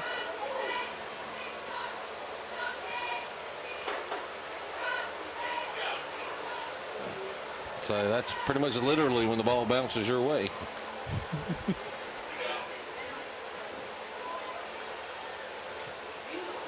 Definitely a nice break for Bunn from the game is in total isn't going your way. Believe that one's going to be on the offensive Bunn. There was still a little over anticipation there, getting a little jumpy, and it is. It'll move the Wildcats back 5 yards. It's going to bring up 2nd and 9. As play is starting to get a little bit sloppy on both sides. There are some of the substitutes. The second string are starting to come in.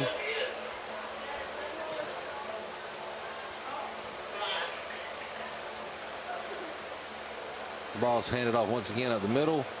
Nice blast for the Wildcats. It's going to be out close to a first down. It's going to be close, but it is just shy. It's going to bring up 3rd down and 1.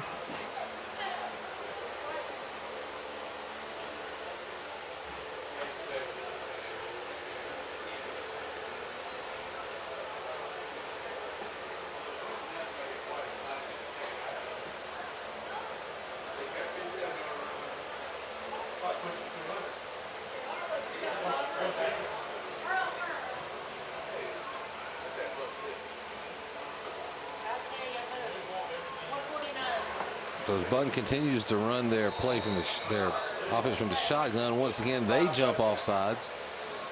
Probably, with the second string quarterback in, the starting line is probably used to a cadence of their starting quarterback, so probably a little miscommunication there. That will move the Wildcats back 5 yards. It's going to bring up 3rd and 6 as the clock does wind down towards the end of the 3rd quarter. If we approach 30 seconds to go.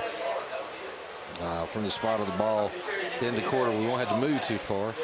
It does look like Bunn is going to get off at least one more play before the end of the quarter,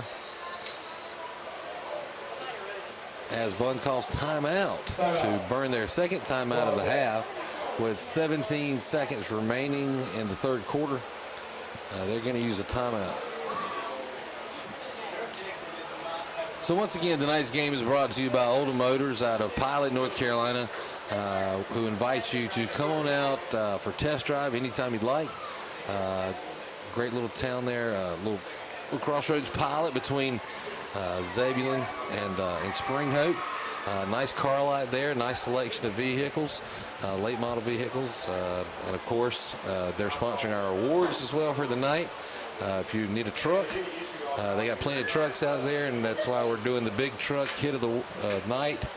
award, and I'd say still so far I'm going to have to give that to Terrence on that hit that he took. Simply maybe some sympathy points there for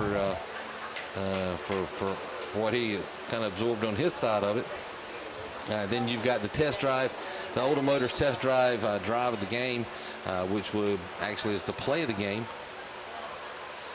We've got a lot of plays to pick from there. I'm not really sure which one's sticking out in my mind more so than the first touchdown by Jackson Vick on the big run. Now, obviously, Quentin has had a lot of runs tonight, but Jackson's touchdown came at a point where everything was kind of dead, and it was a big explosive run. It kind of ignited some things for the Firebird offense. It's like what I was saying, kind of just jump-started everything for the Firebirds. It was a 27-yard run. 57-yarder. So it was the longest run of the night. I know Quentin's had a 54-yarder.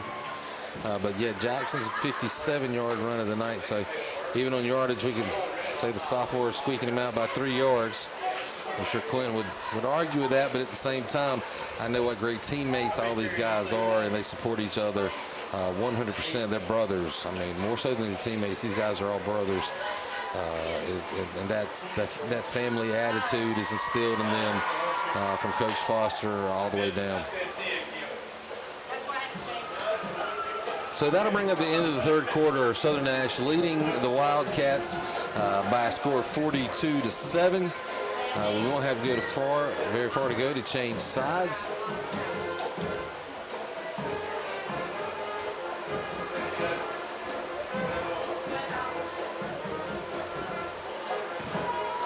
As Bunn did convert for a first down to end the quarter.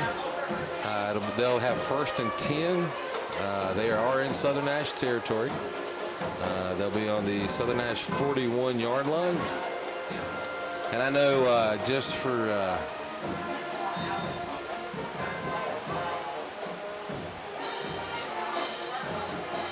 their own dignity, I know they'd like to put another score on the board here, at least get it to 14. Get some positive energy flowing there for the Wildcats. So the handoff up the middle will go nowhere, as met by that front offensive line, led by Jordan Sam.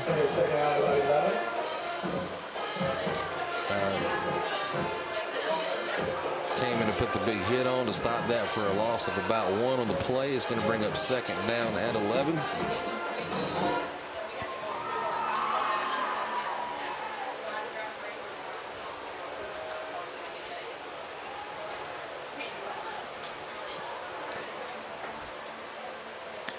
So another handoff up the middle.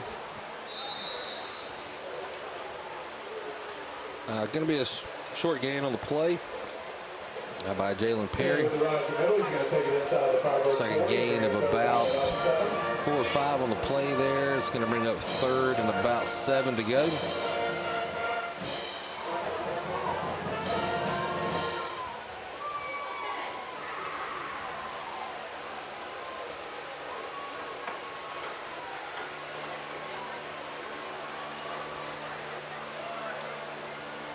So another handoff up the middle as that ball is carried with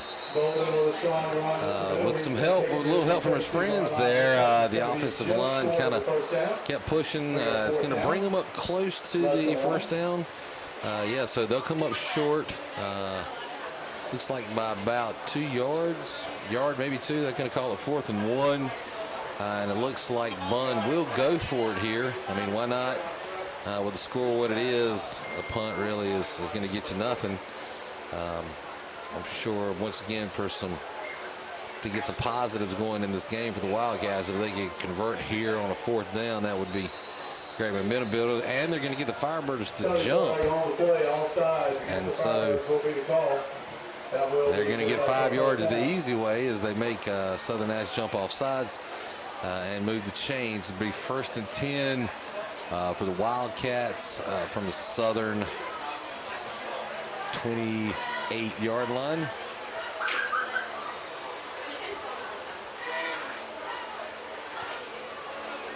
So another handoff up the middle. Gain, looks like a gain maybe of about 3 on the play. We're going to call it 2, bring up 2nd down and 8 for the Wildcats. And we're back again to kind of what we saw in the first half with kind of that slow chipping away, a little ground and pound, you know, kind of moving the ball in the middle. We are seeing a lot of the second string players for Southern Nash. With a lead like this, you know, just kind of go ahead and rest him. Have a short week. Oh, nice tuck by the backup quarterback there. As he is able to get a few positive yards out of that as he's brought down. It's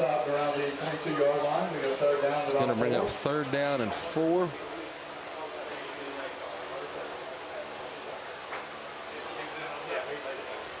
Hunter Thorne also in on that last tackle.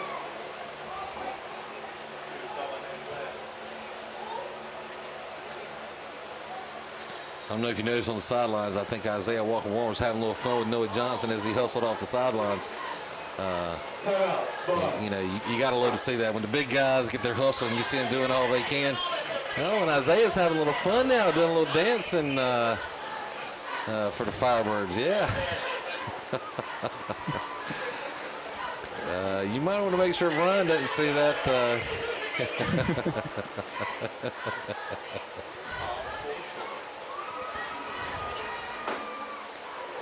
Are we getting a camera on Isaiah out there dancing? He's too much. DC's in the house.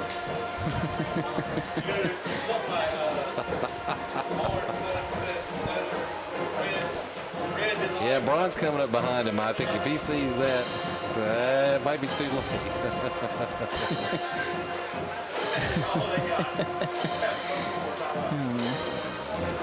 Big lead. You can have fun on the sideline.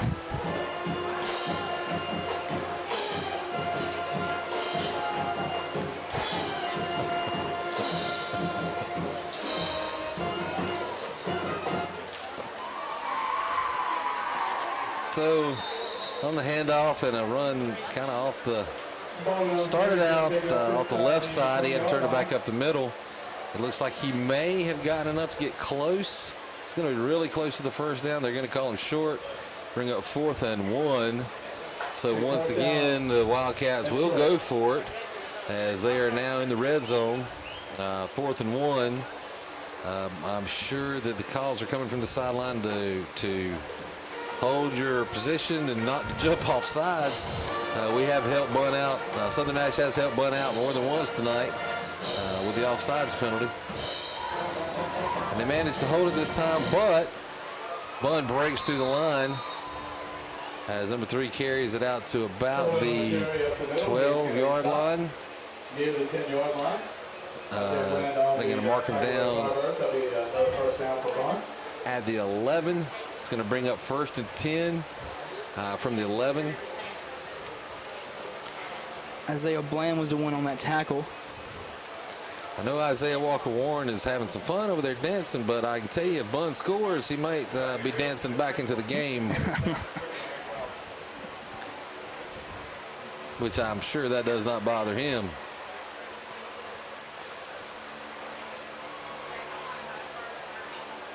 All these young men on this team, they love to compete. When they get called to go back in the game, they do it no hesitation. Wow. Once again, another offsides penalty.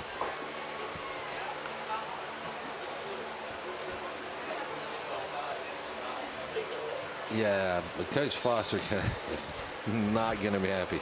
I mean, the minimal stakes where you keep jumping off sides, it doesn't matter if you're a starter, if you're a second string, it does not matter. Doesn't matter what the score, if you're up by a dozen. Yeah, with his program and the way he teaches, you know, it's mistakes are mistakes no matter what time in the game and what position. So Bunn runs into just a huge pile. As the pile starts to move, they're not going to have enough to get into the end zone. However, they're going to be close to a possible 1st down. It will bring up, it's like 2nd down and about a yard. So they can still convert here before they get to the goal line.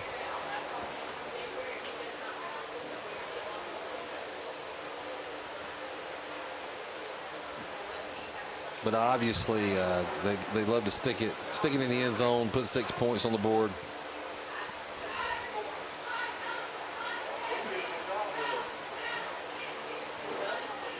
So from the shotgun, the handoff comes through. Oh, he's met. He is going to be stopped short, and actually for a loss on the play. It's like they're going to bring up 3rd down and probably about 2 or 3. So it looks like he lost about a yard after forward momentum was given. So that's going to bring up 3rd down. You know, this is a great test here for the Firebird defense inside the red zone to see if their goal line defense could stand up to what has been a fairly successful run up the middle. You know, they've had their moments where that has been effective during the game. Bunn does have a receiver right now that is not covered, but they're going for a run anyway, and will be stuffed up again. Wow. You're right. They had a receiver wide open. Nobody even picked him up. However, the run attempt up the middle was stopped cold, actually, for even more of a loss. It's going to bring up 4th and 4. Looks like Bunn maybe. No, they're actually, they're going to go for it here. I mean, that's pretty much what you got to do. You got nothing to lose anymore. So they send the same receiver out wide to the left. However, he is covered this time. The run up the middle is going to be enough to put it into the end zone for the Wildcats, as they do manage to pull off a 4th quarter score. So with just under 5 minutes to go in the game, Bunn has scored, bring the score to 13 for the Wildcats as they come on to attempt the PAT.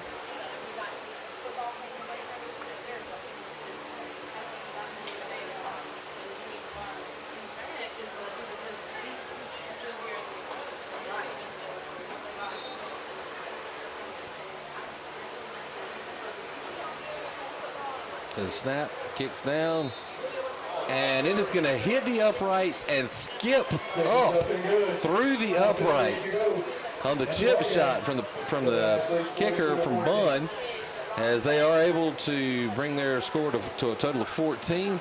So with just under 5 minutes to go in the game, Southern Nash Firebirds lead the Wildcats, Bunn by a score of 42-14.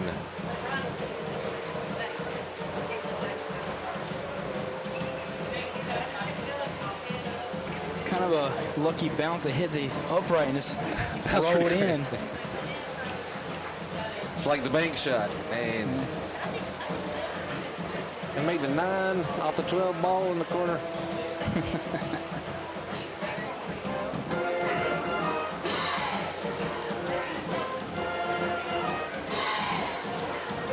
As now Quentin Cooley joins in the Isaiah Walker-Warren dance.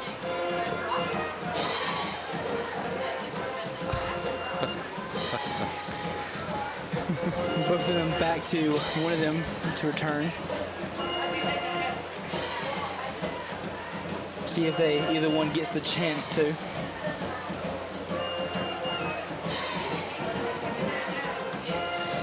I would expect here Bunn probably will just, they may attempt an onside kick or some type of squib kick, try to recover. Not let Cooley or Walker-Warren touch it. And that's exactly what they're going to do. The ball's loose. It's still out. Quentin picks it up. It's still loose. Quentin Cooley will end up with the football, and he will down it as Southern Nash will take over 1st and 10 from their own 36-yard line.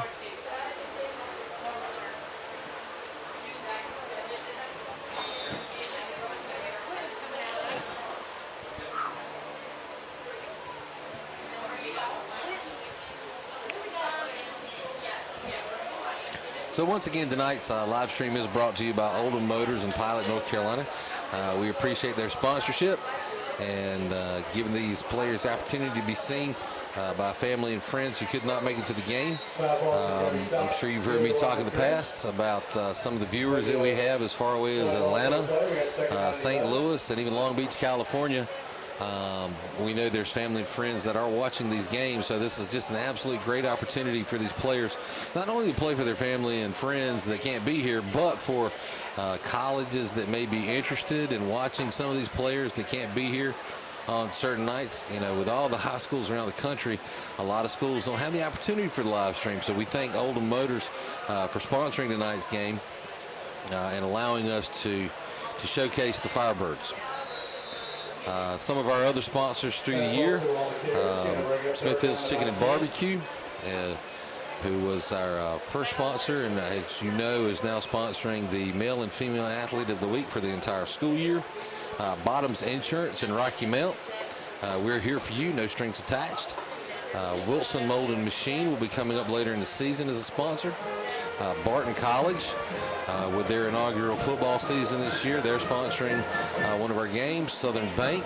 At Southern Bank, our interest is you. Team Walters Realty is also one of our sponsors. And newly announced sponsor, Bojangles. Bojangles will be sponsoring the J.H. Rose game in a couple of weeks. So we're excited to bring Bojangles into the Southern Nash News family and welcome them as one of the supporters for Southern Nash football. And as always, you know, we want to invite you to join in and subscribe to the Southern Nash News. You can log in on our YouTube channel anytime. We don't just live stream. We don't just live stream. We don't just live stream the football games. There are other live streams during the week, which includes some of the town hall meetings from both Spring Hope, Middlesex, and Bailey. There's town commissioners meetings. We'll be live streaming from the Pumpkin Festival and some other places. So please join in anytime. I'm sure some of you have been enjoying here lately the likes and shares from former WRAL weather forecaster Greg Fischel, who we've been able to follow through the Southern Nash News. It's nice to see Greg back forecasting the weather. Even though, you know, it's great to have him back, but under the circumstances with his forecast of Dorian, I'd rather have him coming back talking about sunny skies. So once again, Dorian, Hurricane Dorian, is the reason that we are playing tonight on Wednesday night. We appreciate you joining us tonight. And we do hope that you and your family stay safe throughout the next couple of days, as well as every day. We'll pray for each other. We will, as always, Firebird family stick together to make sure that we're taking care of each other. And once again, there is that donate button down at the bottom of your screen there if you'd like to donate at any time for the Hurricane Relief Fund through the Southern Nash News. I know last year we were able to help one of our fellow schools from Jacksonville, who we do play later this year, after they were devastated from the hurricane and they pretty much took out their school. So please, if you would donate to help that relief fund.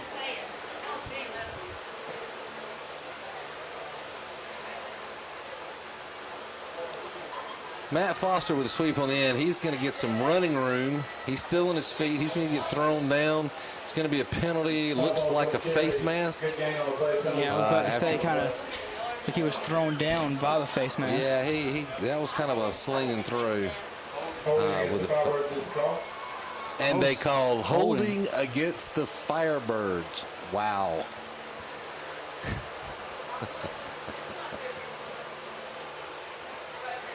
So we'd like to remind everybody that Nash Rocky Mount schools are closed tomorrow and Friday. Once again, stay home, stay safe. Don't be out on the roads unless you have to.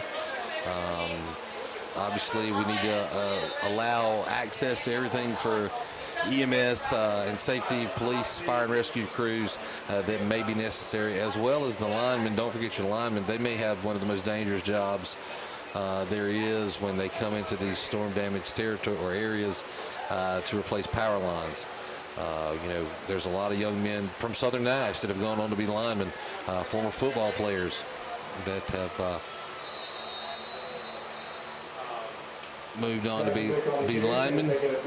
So we appreciate all the efforts of the linemen and the fire and rescue EMS wildlife preservation. You know, you got a lot of guys that'll be out there helping people over the upcoming weeks with the oncoming hurricane. Well, I'm sure the Bunn Wildcats feel like they've run into a hurricane with these Firebirds. As Matt Foster runs on the carry again and takes it outside for another first down. It's just Southern Nash is bigger, stronger. Their weapons are just too many. You know, Bunn really made a valiant effort and hung with the Firebirds in the first half.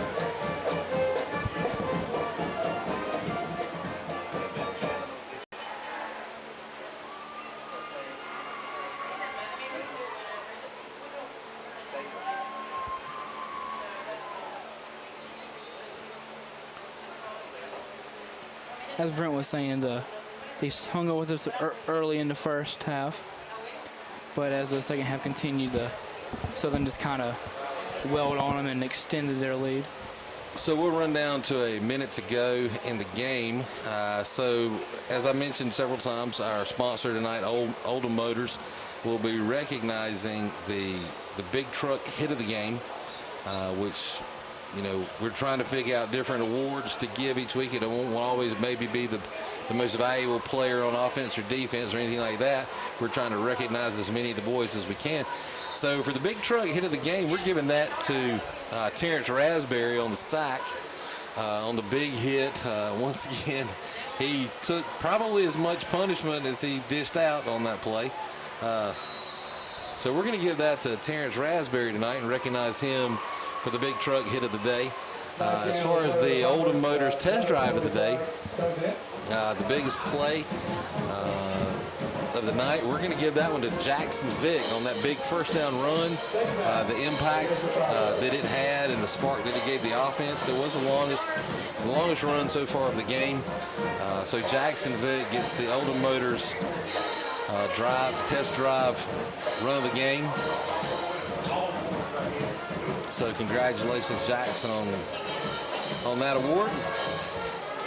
So that long touchdown just basically jump-started the whole onslaught that the Firebirds have unleashed tonight. Right, and recognize these guys as to not make to downplay what anybody else done. Dalen Whitley has played excellent on defense tonight. And of course, Clinton Cooley has, with his 5 touchdowns and the offensive numbers that he's put up on the night. Matt Foster has executed very well tonight. Once again, we're just trying to share the love, which I'm sure these players will tell you that's their intent, to share their love and get everybody recognized when they make the plays. We want to make sure that we give them the opportunity for that recognition. So as the clock does run and start to wind down, it's like they're going to just let it run out. As we reach 15, 14, 13, the clock is going to run out. And the game is going to end as Southern Nash, with their 3rd victory of the season, defeats the Wildcats of Bunn by a final score of 42-14 as the Southern Nash Firebirds improve to 3-0 and Bunn Wildcats fall to 0-3 on the season. We hope you have enjoyed tonight's telecast or live stream, and please join us next week, hopefully on Friday night next week, for our back to our official Friday Night Lights show. And with the Firebirds, we'll be able to enjoy hopefully a long rest. And once again, please stay safe over the next couple of days with the approaching weather with Hurricane Dorian. Please, if you feel so moved, please donate to help the relief fund. We'd also like to remind you of the Middlesex Fireman Day, which is a week from Saturday. If you please support the Middlesex Fire Department in the barbecue plates as well as the raffle tickets that they're selling. We appreciate Kevin Watson joining us earlier. And that's pretty much it for tonight, folks. Hope you enjoyed the game. Look forward to being with you next Friday night. Good night. Have a good one.